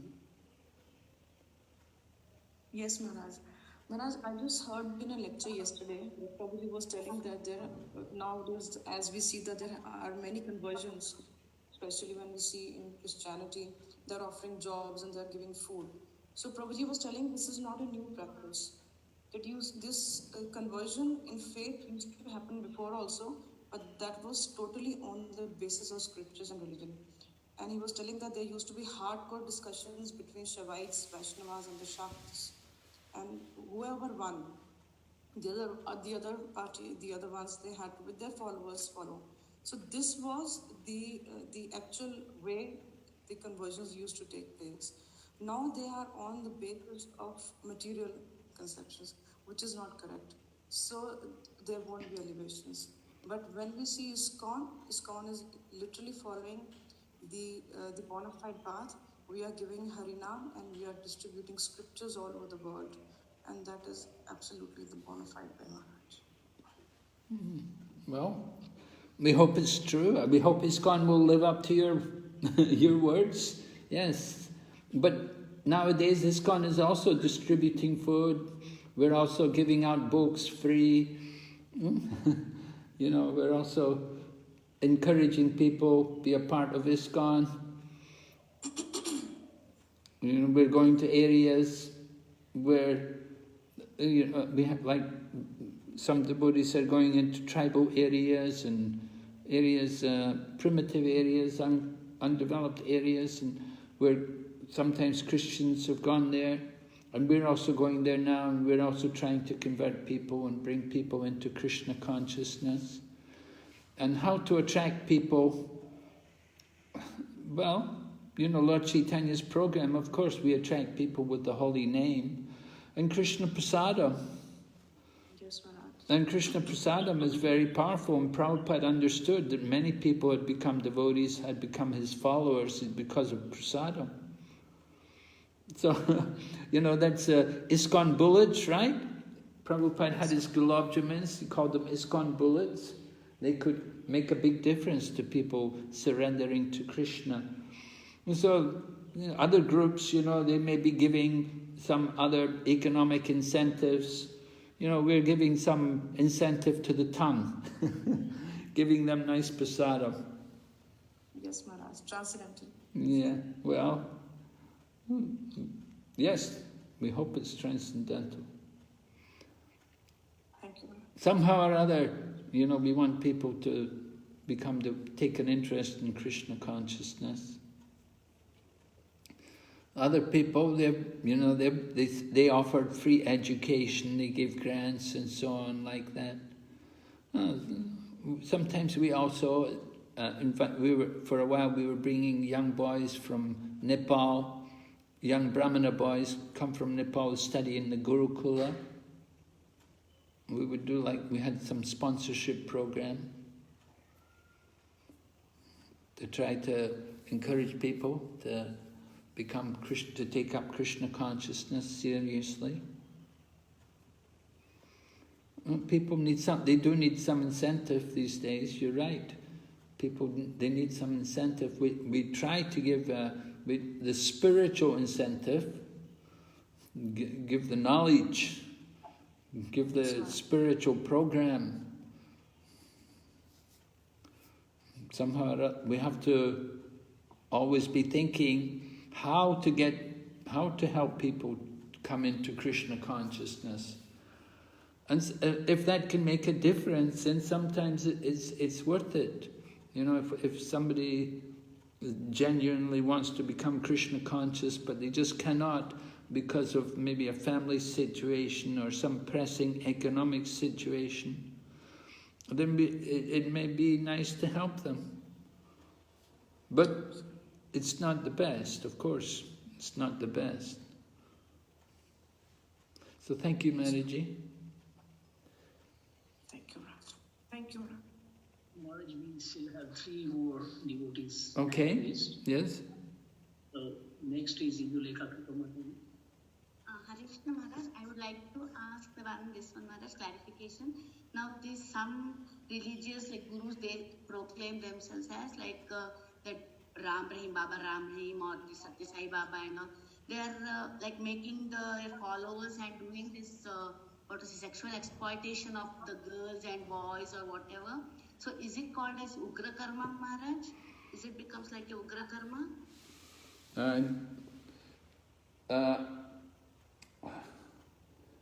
I'm not so familiar with what exactly is going on, what they're doing with the girls and boys. I don't know. It sounds demoniac. Yes, Maharaj. It is, Maharaj. I don't know about Ugra Karma, but it's certainly demoniac.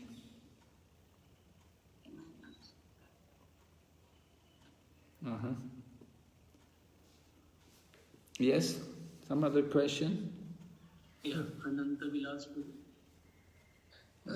Yes, thank you, Maharaj, for answering wonderful questions. Maharaj, my question is, you said that we are slowly realizing that the aspect of pure devotion service is also in other organizations. So how do we come to know that they are also practicing pure devotional service, like in the sense, what aspect, like if they are praying to Krishna, the means is different, but Krishna is the center of worship. Is that the aspect of pure devotion service, Maharaj? Or how do we know, like, I mean, yeah, we are, like, even Prabhupada was no way converting people's faiths as far as I know, but how do we realize the aspect of pure devotion service being in others also and have that mentality? Like how do we... Well, we have to judge by their knowledge and by their detachment. By their detachment from material sense gratification and their knowledge of the Krishna conscious philosophy. Yes, Maharaj. Yeah. So by the knowledge and what they are preaching, we can come to know. Yes. Yes, Maharaj. Maharaj, I want to specifically ask, like, there was a Western spiritual leader who was very popular, even Prabhupada's time also, same time, Yogananda Paramahamsa. Did you hear of him, Maharaj? Do they preach some pure devotion or... Paramahamsa Yogananda was not he was not preaching pure devotion, no. He's an impersonalist. Okay, impersonalist, Maharaj. Okay. But yes, thank you, Maharaj. But, you know, I mean, when I spoke about people, maybe not directly ISKCON, there were people like who came into ISKCON and who learned from ISKCON and then separated them and went on their own, went independently. And Prabhupada didn't stop it, he allowed it. You know, they had difficulty to work in the ISKCON, under the ISKCON management, so they made their own institution. So sometimes these things happen. Of course, it's better if they can stay within the ISKCON society, certainly solidly connected to Srila Prabhupada or Srila Prabhupada's desire that would all work together. But Prabhupada also understood that there were some people who couldn't get along in ISKCON, and he approved them going off and having their own institution, making their own centers. And some of them did good. You have to judge by the result. Some of them were quite successful. Yes, Maharaj. Okay. Thank you, Maharaj, for giving us so much insight. Yeah, any other hands are there? One more? Yes, Maharaj, one more. Murli Govind Prabhu last. Yes, Murli Govind Prabhu. Hare Krishna, Dandat Pranam, Maharaj. Maharaj, how do we understand, like, when we go to places for preaching and all, ours, I feel it is not a religious institution, because this dharma, whatever we are preaching, it is known as Sanatana Dharma, which is not new, which is eternally it is available. Only thing we have to awaken this kind of Sanatana Dharma which is there in people's hearts also, with the teachings of Chaitanya Mahaprabhu and Srila Prabhupada. Even the purpose of Bhagavad Gita written by Srila Prabhupada also very, very understandable and very easy to preach. No? So if somebody considers that ours is a religious institution, how to refute that, Maharaj? For me, I know it's not a religious institution. You cannot treat it as a separate religion. What, our ISKCON society, you mean? Yeah, yes, Maharaj. Yeah, we're non-sectarian. Yeah. We're not against other religions. We accept the absolute truth is in all the revealed scriptures. Right. But you get the best information in the Vedic literature and in the supplements of the Vedas, like the Puranas. So, like that we recognize other religious traditions, Christianity, Muslim, Hindu, Buddhist, like that. They're also, they have their faith, they have their followers, they have their teachings. But we say ours is the best. Ours is the most complete. The most complete in terms of Gyan and Vairag. Yes, ma'am. When it's followed properly, then the Gyan and the Vairag is the best, the highest. The most complete philosophy, philosophical understanding. And the highest level of detachment. Okay, thank you very much, Maharaj. Thank you for enlightening. Yes? Any other questions? That's all, Maharaj, for today. Okay. So thank you very much. We'll finish here today and we'll meet tomorrow. Srila Prabhupada ki. Gaur Bhakta Vrinda ki. Hare Krishna Maharaj. Hare Krishna. Hare